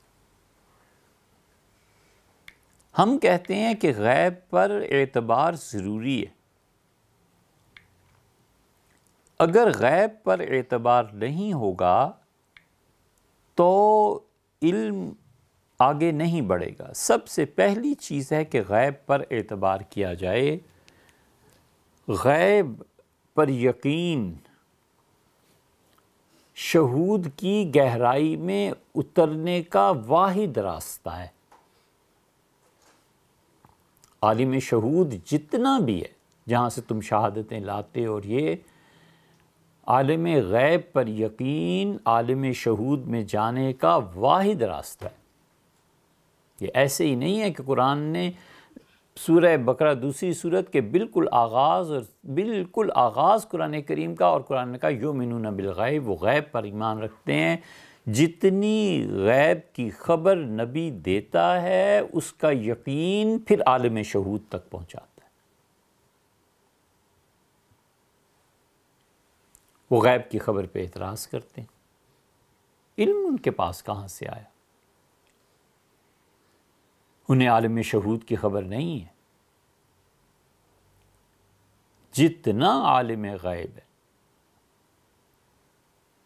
اس غیب کے عالم کو شہود تک پہنچنے کے لیے جتنا بڑا یقین درکار ہے، وہ علماء مغرب کو ہے کہاں؟ انہیں تو پتہ ہی نہیں، ہوا ہی نہیں لگی۔ اسی لیے جن چیزوں پر وہ ناز کرتے ہیں، ہمارے ہاں صوفیہ گزر چکے ان سارے مراحل سے۔ کانٹ کا ایک نظریہ تھا کہ عقل خالص نہیں ہوتی۔ کانٹ کے اس نظریے کو یورپ نے اپنایا کہ عقل کبھی خالص نہیں ہوتی، عقل میں ملاوٹ ہوتی ہے. کوئی خبر دینے والا انہیں تھا نہیں، وگرنہ انہیں بتاتا کہ کانٹ سے 400 سال پہلے یہ نظریہ اصل میں حضرت مجدد الفسانی سرہندی رحمۃ اللہ کا ہے. حضرت مجدد رحمۃ اللہ علیہ نے اپنے مکتوبات میں یہ لکھا کہ عقل اور کشف اب دونوں خالص نہیں رہے. عقل اس لیے خالص نہیں رہی کہ عقل متاثر ہوتی ہے ماحول سے، تو پیور جو شعور ہے وہ نہیں رہا، اور حلال کا رزق نہیں رہا، اس لیے کشف خالص نہیں رہا. یہ تو یہاں کی چیزیں تھیں. عالم غیب پر جتنا یقین انسان کا پختہ ہوتا ہے تو نتیجے میں نبی کی خبر کا اعتبار اتنا بڑھ جاتا ہے. جب نبی علیہ الصلوۃ والسلام کی خبر کا اعتبار کرتا ہے تو پھر اللہ اس جہان کو اٹھاتا ہے، پھر اللہ اس جہان کے دروازے کھولتا ہے. اب حضور صلی اللہ علیہ وسلم کی یہی مثال لے لو. یہ کہنا کہ میں نے ابو جہل کو خواب میں دیکھا جنت میں گھوم رہا ہے، یہ کیا ہے؟ کوئی اس کی تعبیر نہیں کر سکتا تھا. تعبیر سامنے آ گئی، اور تعبیر یہ سامنے آ گئی کہ حضرت رسالت پناہ صلی اللہ علیہ وسلم کے ہاتھ پہ اکرمہ نے اسلام قبول کر لی. تو سارا عالم غیب ہے، جنت اور جہنم. یہ امر واقعہ ہے کہ خدا کی نفی پر، خدا کے نہ ہونے پر مغرب نے اتنا زور لگایا ہے. ہیوم کا سارا فلسفہ، کانٹ کا فلسفہ، یہ سب چیزیں، یہ پوری کانٹوں کی باڑ ہے جو انہوں نے دماغوں میں بو دی ہے. ہیوم کو پڑھ کے بھی اگر کوئی مسلمان رہتا ہے تو بڑا کمال ہے اس شخص کا. لیکن مسئلہ یہ ہے کہ ہم ہدایت کے قابل تو کب ہوتے ہیں؟ ہم تو گمراہی کے بھی قابل نہیں ہیں. گمراہی بھی کسی نظریے کو پڑھنے سے آتی نا. ہم نے ہدایت کو ہی نہیں پڑھا تو گمراہی کو کہاں پڑھتے؟ اچھا یا برا بننے کے لیے کوئی صلاحیتیں درکار ہوتی ہیں نا. مثلا ڈاکو بننا ہے تو جرت مند ہونا چاہیے، مجاہد بننا ہے تو بھی جرت مند ہونا چاہیے. تو مجاہد کی جرت کہاں سے آتی؟ ڈاکو بننے کی بھی صلاحیت نہیں.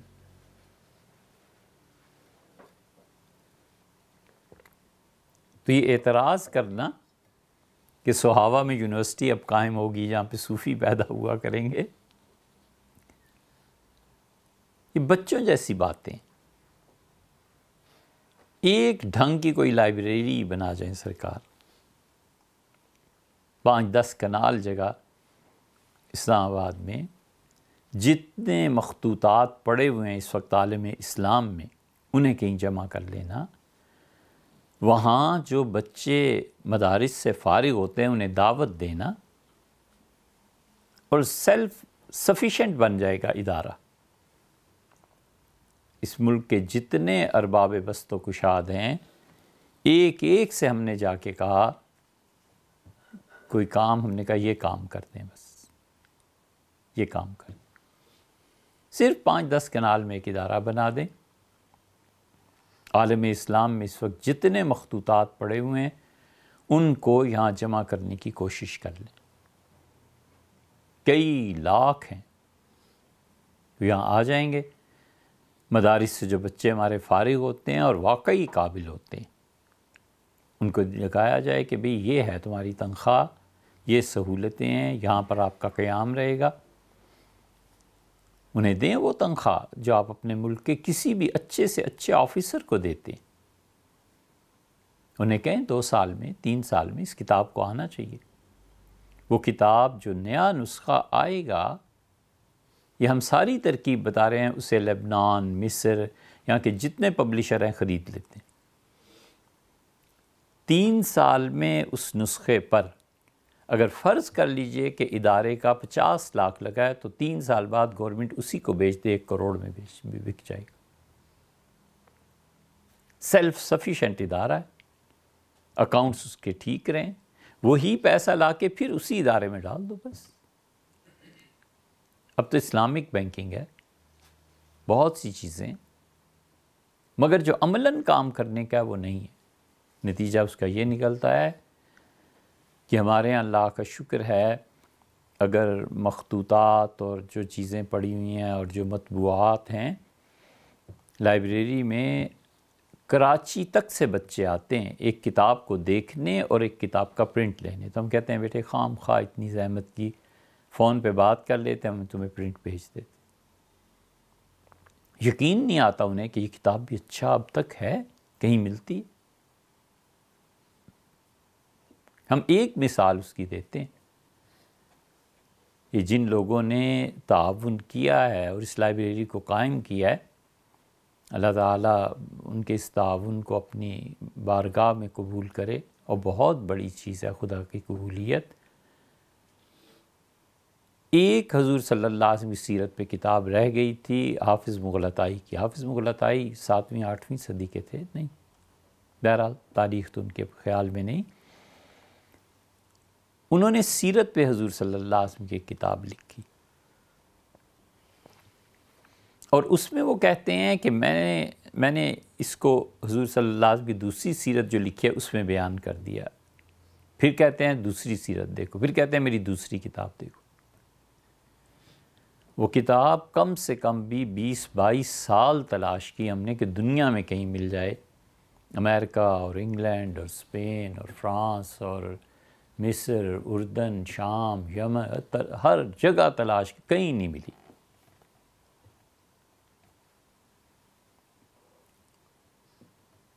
بہت جب یاد آتی تھی تو بڑی پریشانی ہوتی تھی کہ یار یہ کتاب کہیں ہونی چاہیے. امریکہ جا رہے تھے تو صبح فلائٹ تھی، خیال آیا کہ علی گڑھ فون کریں، شاید علی گڑھ لائبریری میں ہو.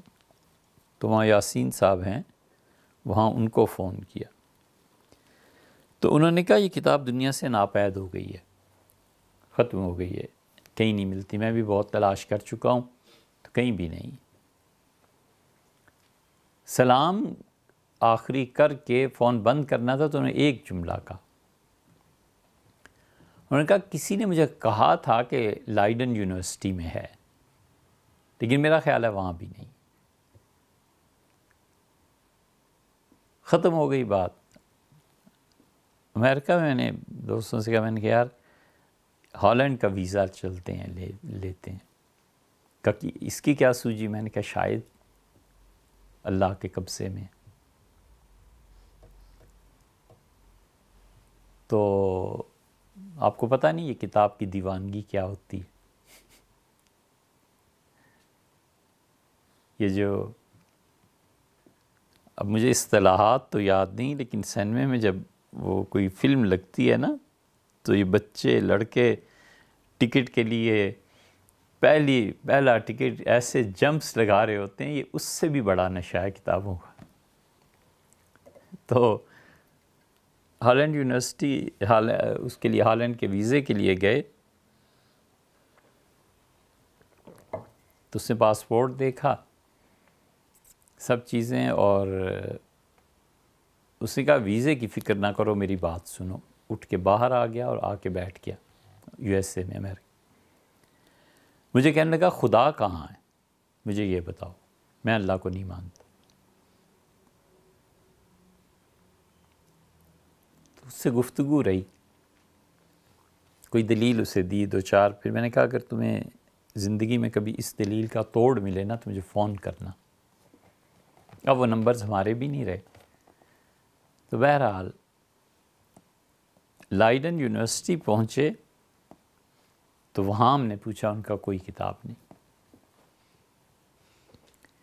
جو لائبریرین لڑکی تھی اس سے مجھ سے کہا کہ یہاں ایک ڈھیر ہے عربی اور پتہ نہیں کس کس زبان کی کتابیں ہیں، تو اگر تمہیں سمجھ آتی ہیں تو میرا ساتھ دو، اور ان کتابوں کو میں نے اپنی آفیشلی مکمل کرنا ہے، اس کی لسٹ بنانی ہے، اور اس کے عوض میں یہاں یونیورسٹی میں تمہیں سہولت دے سکتی ہوں کہ کمرہ ہے رہو. تو ہم کمرے میں منتقل ہوئے، ہفتہ ایک وہاں رہے، اور روزانہ کتابوں کی لسٹ بنتی تھی. لسٹ بناتے بناتے ایک دن یہ کتاب نکل آئی. بڑا مشکل تھا ضبط کرنا. وہ بار بار دیکھتی تھی کہ پاگل ہو گیا، ہوا کیا؟ تمہیں پتہ اندازہ تھا کہ 20-22 سال کے بعد ایک کتاب مل گئی جو دنیا میں ناپید تھی۔ تو ہم نے کہا کہ یہ کتاب کی فلم بنا، اس نے کہا فلم بنا دوں گی، فلم بھی آ گئی بن کے، مختصر کر رہا ہوں اس کو۔ ڈائریکٹر کے پاس گئی کہ اس نے یہ کام کیا ہے تو اسے دے دیں۔ اس نے کہا کہ کہاں؟ اس کا پاکستان کا نام سن کے وہ بدک گیا، قلم اٹھایا ہوا رکھ دیا اور کہنے کا نہیں، یہ لوگ وہاں جا کر اسے بیچ دیتے ہیں، کام وام کرتے کچھ نہیں، مخطوطات ہم سے لے جاتے ہیں اور جا کر بیچ دیتے ہیں۔ بڑا یقین دلایا، نہیں دیا۔ وہ پھر امریکہ فلم گئی، وہاں سے ہمارے پاس آئی۔ اب اس فلم کو ظفر صاحب ہوتے، ڈاکٹر ظفر، یہاں اسلامک یونیورسٹی ادارہ تحقیقات اسلامی میں لے گئے۔ ڈاکٹر صاحب نے کہا کہ وہ صحیح معنی میں کتابوں کے دیوانے تھے اور جدہ میں کام کرتے تھے۔ جنرل ضیاء الحق خاص طور پہ انہیں یہاں لائے تھے کام کرنے کے لیے کتابیں، اور انہوں نے واقعی بڑا اچھا انتخاب کیا اور انہوں نے بڑا کام کیا۔ وہ کہنے لگے یہ جو فلم ہے نا، اس کی پازیٹیو بنانے کی تو مشین ہی نہیں ہے پاکستان میں۔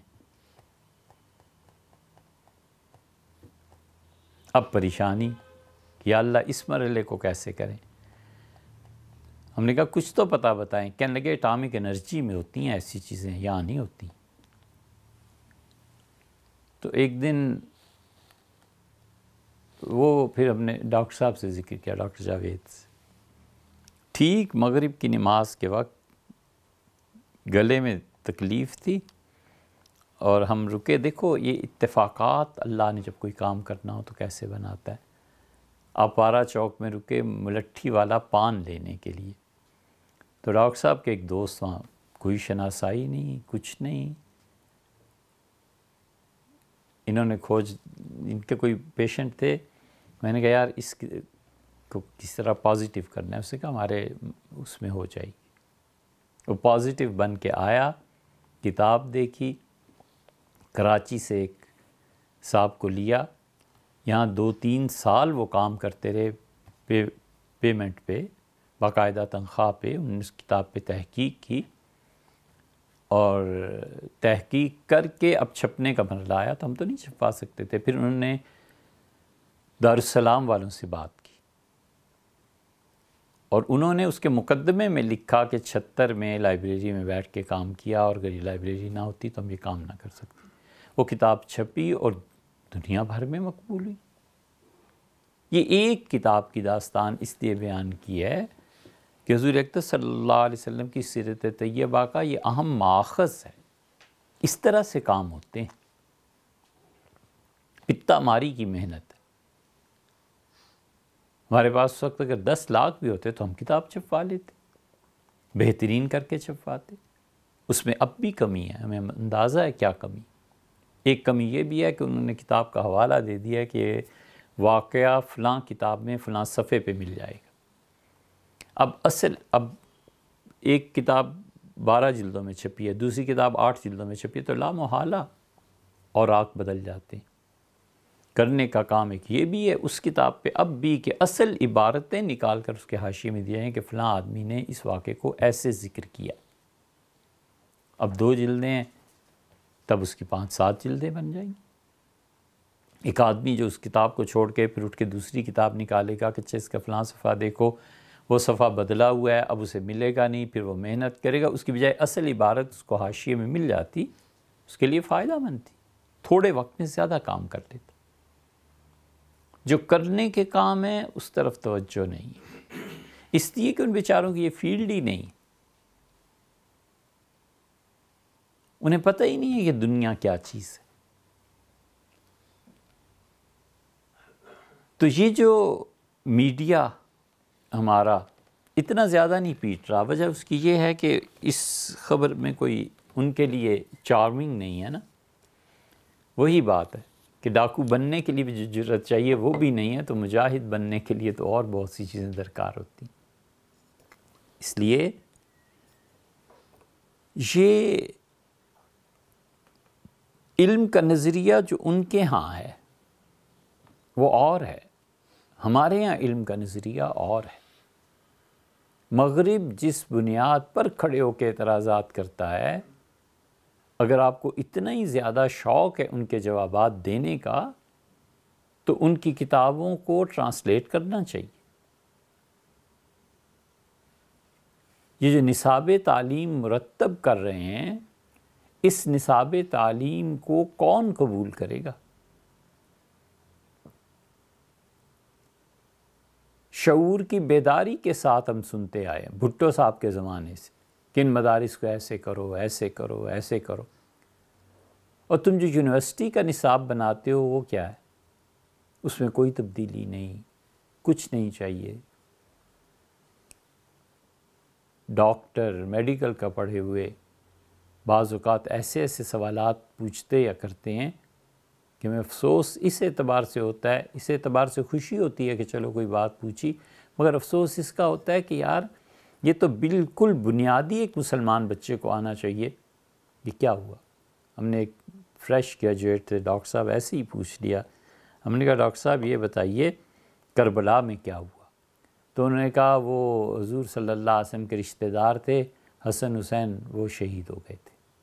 ہم نے کہا حسن رضی اللہ عنہ بھی شہید ہوئے تھے؟ کہا ہاں جی شہید ہو گئے تھے، اور رشتہ دار تھے حضور صلی اللہ علیہ وسلم کے۔ اس بچے کو ایسا معصوم اور سادہ کہ اپنے میڈیکل پہ وہ ٹاپ پہ تھا، لیکن اسلام کے متعلق اس کی یہ حالت تھی۔ ہم نے پوچھا وضو میں فرض کتنے ہوتے ہیں؟ اس نے کہا بس جیسے دیکھا ہے ویسے کر لیتا ہوں، مجھے نہیں پتہ۔ وہ صحیح کہتا ہے، اس معصومیت میں اس نے زندگی گزاری ہے کہ جو کچھ آپ نے نصاب دیا ہے اس کے ساتھ وہ 100% مخلص ہے، اس نے آنکھ اٹھا کر ادھر ادھر کبھی نہیں دیکھا، اسے پتہ ہی نہیں ہے کہ باہر کی دنیا کیا ہے۔ تو کیوں اس کے نصاب تعلیم میں آپ نے کوئی ایسی چھوٹی موٹی کتاب ڈال دی کہ مسلمان بچہ بنیادی طور پہ اپنی زندگی کے مسائل کو جان سکے کہ اچھا یہ ہے؟ کچھ نہیں۔ پوری اسلامی دنیا میں، یہ ہالینڈ میں ایک غیر مسلم نے ہم سے کہا تھا، اس کا تمہاری پوری اسلامی دنیا میں ایک فرد تمہاری اسٹیٹ کا ایسا نہیں ہے جیسے تمہارے خلفائے راشدین تھے۔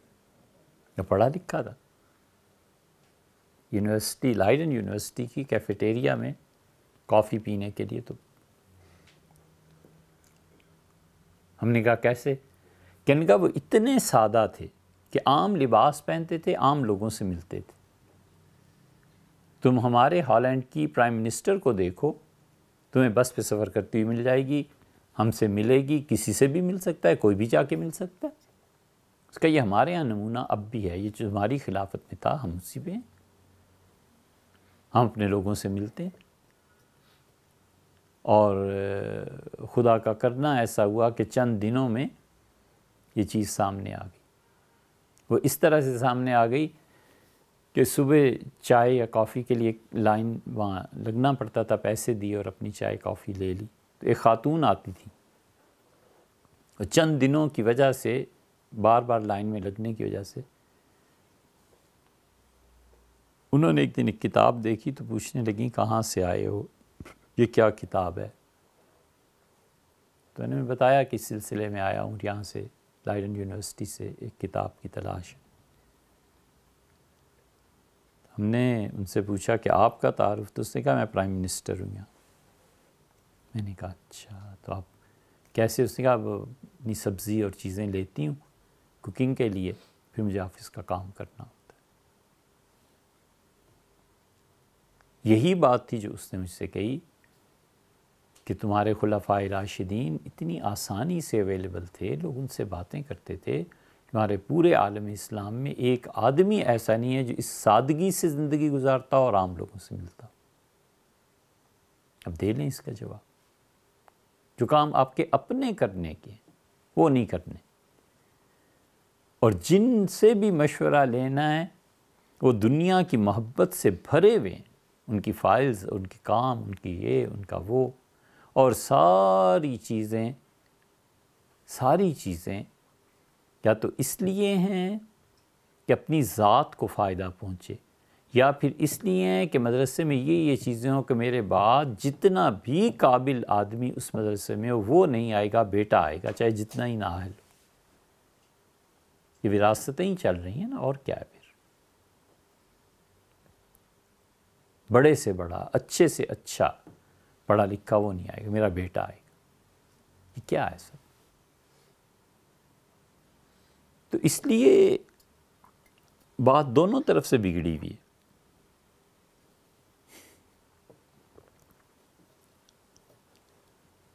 منطق، فلسفہ، کوئی بھی مغربی زبان،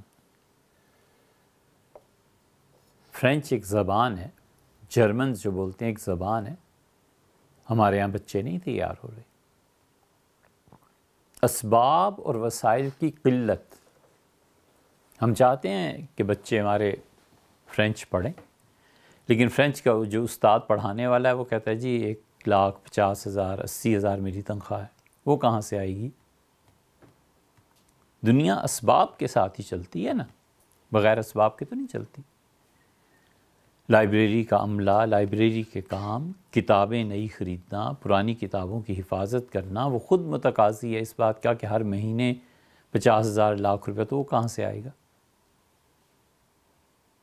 اور لائبریریز قائم کرنا یہ گورنمنٹ کے ذمے ہے، یہ ان کی ذمہ داری ہے۔ پھر آنا پڑتا ہے اس پہ مولانا عتیق الرحمن سنبھلی، مولانا منظور نعمانی صاحب رحمۃ اللہ علیہ کے صاحبزادے، اب میرا خیال ہے ان کی عمر 90-95 برس ہوگی، انہوں نے آدھی قرآن پاک کی تفسیر تو لکھ لی، یا اس سے بھی آگے چلے گئے۔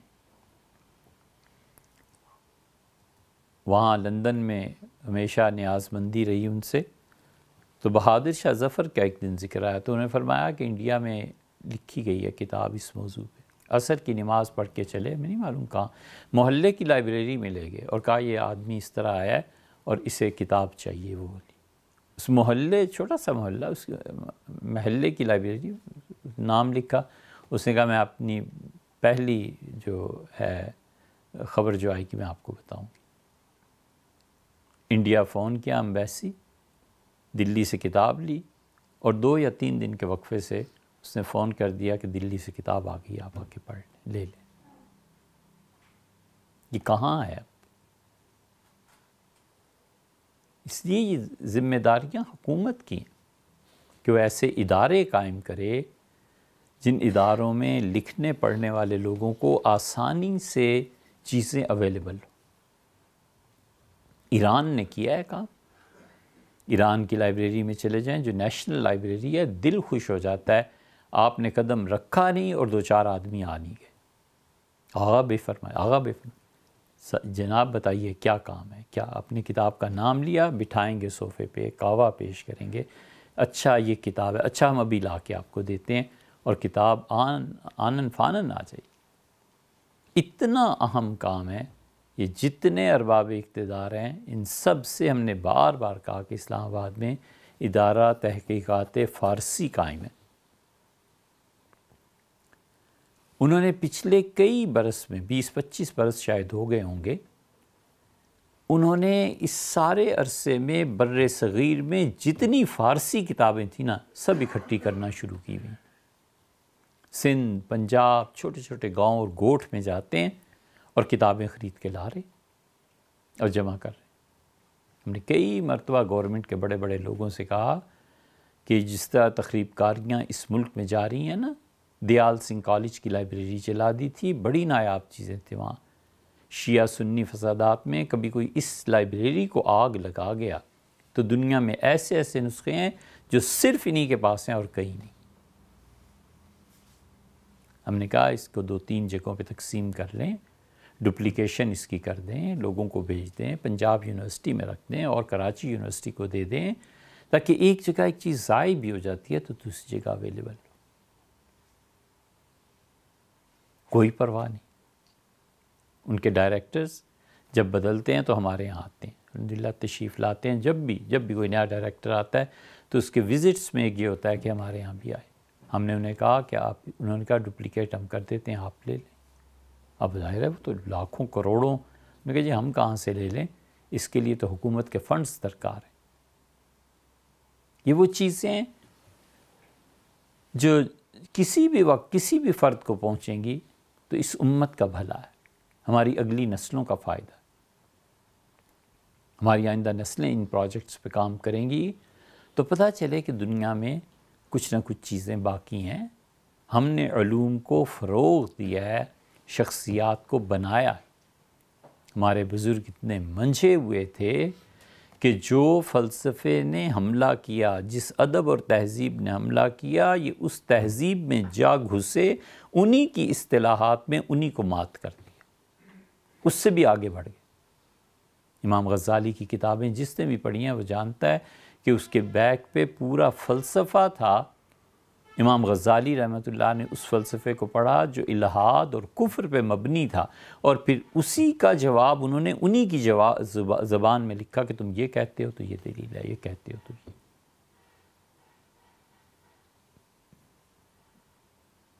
اور صوفی بھلا اس طرح یونیورسٹیز سے بنتے ہیں؟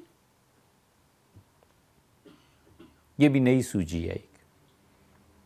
مشرف صاحب کے دور میں پتہ نہیں صوفی کونسل کے کیا قائم ہوا تھا، مشرف صاحب اس کے صدر تھے، اور پھر پنجاب کے وزیر اعلیٰ پتہ نہیں کیا تھے، وہ سارا قصہ اس وقت بھی ہنسی آتی تھی، اب بھی ہنسی آتی ہے، وہ بھی صوفی بنا رہے تھے کوئی۔ صوفی کا تو بنیاد صوفی کی وہ اللہ کی ذات پاک پر مبنی ہے۔ صوفی ہوتا کون ہے؟ خدا اساس ہوتا ہے، اللہ بیسڈ ہوتا ہے، بس وہ لیتا بھی اللہ کے لیے ہے، دیتا بھی اللہ کے لیے ہے، منع کرتا ہے تو اللہ کے لیے، اور اس کو جس سے وجود جسے کہتے ہیں نا وہ مانتا ہی اس وقت ہے جب اللہ ہے۔ وہ کہتا ہے انسانی وجود کچھ نہیں ہے، یہ واحد طبقہ ہے۔ اسلام میں علم کلام کے علماء ہیں، فلسفے کے علماء ہیں، اسلامی قانون میں مسائل بتانے میں مفتی ہیں، بڑے بڑے لوگ ہیں، اور اسلام کا یہ تیسرا گروہ ایسا ہے، یہ واحد ہیں، یہ جو کچھ کہتے ہیں کہیں نہیں ملے گا۔ وہ کہتے ہیں کہ ہم اللہ بیسڈ ہیں، بس ہمارا تعلق اللہ سے ہے، اگر تم اللہ کو یاد کرتے ہو تو تمہارا وجود ہے، اور اگر تم اللہ ہی کو یاد نہیں کرتے تو تمہارا وجود ہی سرے سے نہیں ہے، تم ہو ہی کچھ نہیں۔ ابو الحسن نوری رحمۃ اللہ نے لکھا ہے کہ میں ذکر کرتا تھا اور کسی وجہ سے ایک دن ذکر نہیں کر سکا، اور اس ذکر کے متعلق مجھے پتہ بھی تھا کہ اللہ کے ہاں اس کی قبولیت ہے۔ تو میں نے خواب میں دیکھا ایک پرندہ دوسرے سے، ایک چڑیا دوسرے سے کہہ رہی ہے کہ ابو الحسن مر گیا۔ اس نے کہا بہت افسوس ہوا۔ پھر لکھتے ہیں کہ میں جب اٹھا تو میں اس کی تعبیر پہ سوچتا رہا، پھر مجھے خیال آیا کہ کل وہ جو ذکر چھوٹ گیا تھا نا، یہ مجھے پیغام دیا گیا کہ ذکر جب تمہارا چھوٹ گیا تو تم مر گئے، تم کچھ نہیں۔ یہ واحد جماعت ہے جو اللہ تعالیٰ کی بنیاد پر، اللہ کے ساتھ تعلق پر، وہ کہتے ہیں کہ قبول اور رد دونوں اس بنیاد پہ، ذہنی طور پر، علمی طور پر، عملی طور پر، یہ تینوں کی اساس اللہ ہے۔ وہ جو کچھ سوچتا ہے اس کے بھی رابطے اللہ سے، وہ جو کچھ علم کو اخذ کرتا ہے اس کا بھی رابطہ اللہ سے ہے، اور اس کے اعمال سے بھی ثابت ہوتا ہے کہ اللہ کے ساتھ اس کا تعلق ہے۔ کوئی عالم اسلام میں دوسرا ایسا نہیں ہے، نہ پچھلوں میں نہ اگلوں میں، جو یہ بات کہے کہ اللہ ہے تو تم ہو، اور تم نہیں ہو، اللہ نہیں ہے تو تم کچھ نہیں ہو۔ اور اللہ کو بھی وہ عملاً تینوں چیزوں میں مانتا ہے۔ وہ کہتا ہے ذہن میں بھی، تمہارے علم میں بھی، اور علم سے پیدا ہونے، علم سے کے نتیجے میں عمل جو ہے، اس میں ہر جگہ اللہ کے ساتھ تمہارا تعلق ہے تو تم ہو، ورنہ کچھ نہیں۔ اللہ نے کیا خوبصورت بات کہی ہے، اولم یکف بربک انہ علی کل شیء شہید۔ اور لوگوں کو میرے ہونے کے لیے اس سے بڑی دلیل کیا ہے؟ لوگوں کو یہ کافی نہیں ہے؟ کیا وہ نہیں جانتے کہ اس کائنات کی ہر چیز کی گارنٹی میں ہوں؟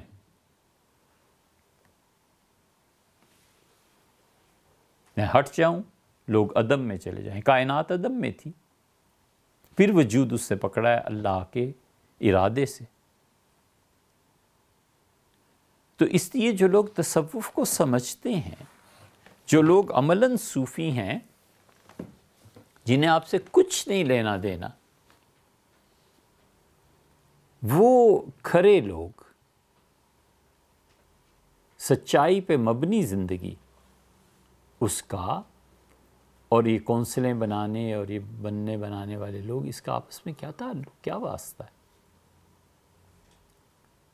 یہ اس لیے آج کی گفتگو ہوئی کہ وہ جو کچھ کہا گیا ہے نا اس پچھلی کانفرنس میں، طبیعت پہ بڑا بوجھ ہوا کہ علماء مغرب کا جواب دینے کے لیے کوئی نہیں۔ علماء مغرب کے پاس علم کتنا ہے بھئی، ہم پہلے وہ بھی تو جانچ لیں نا، پھر بات کریں کہ یہاں جواب ہو سکتا ہے کہ نہیں ہو سکتا۔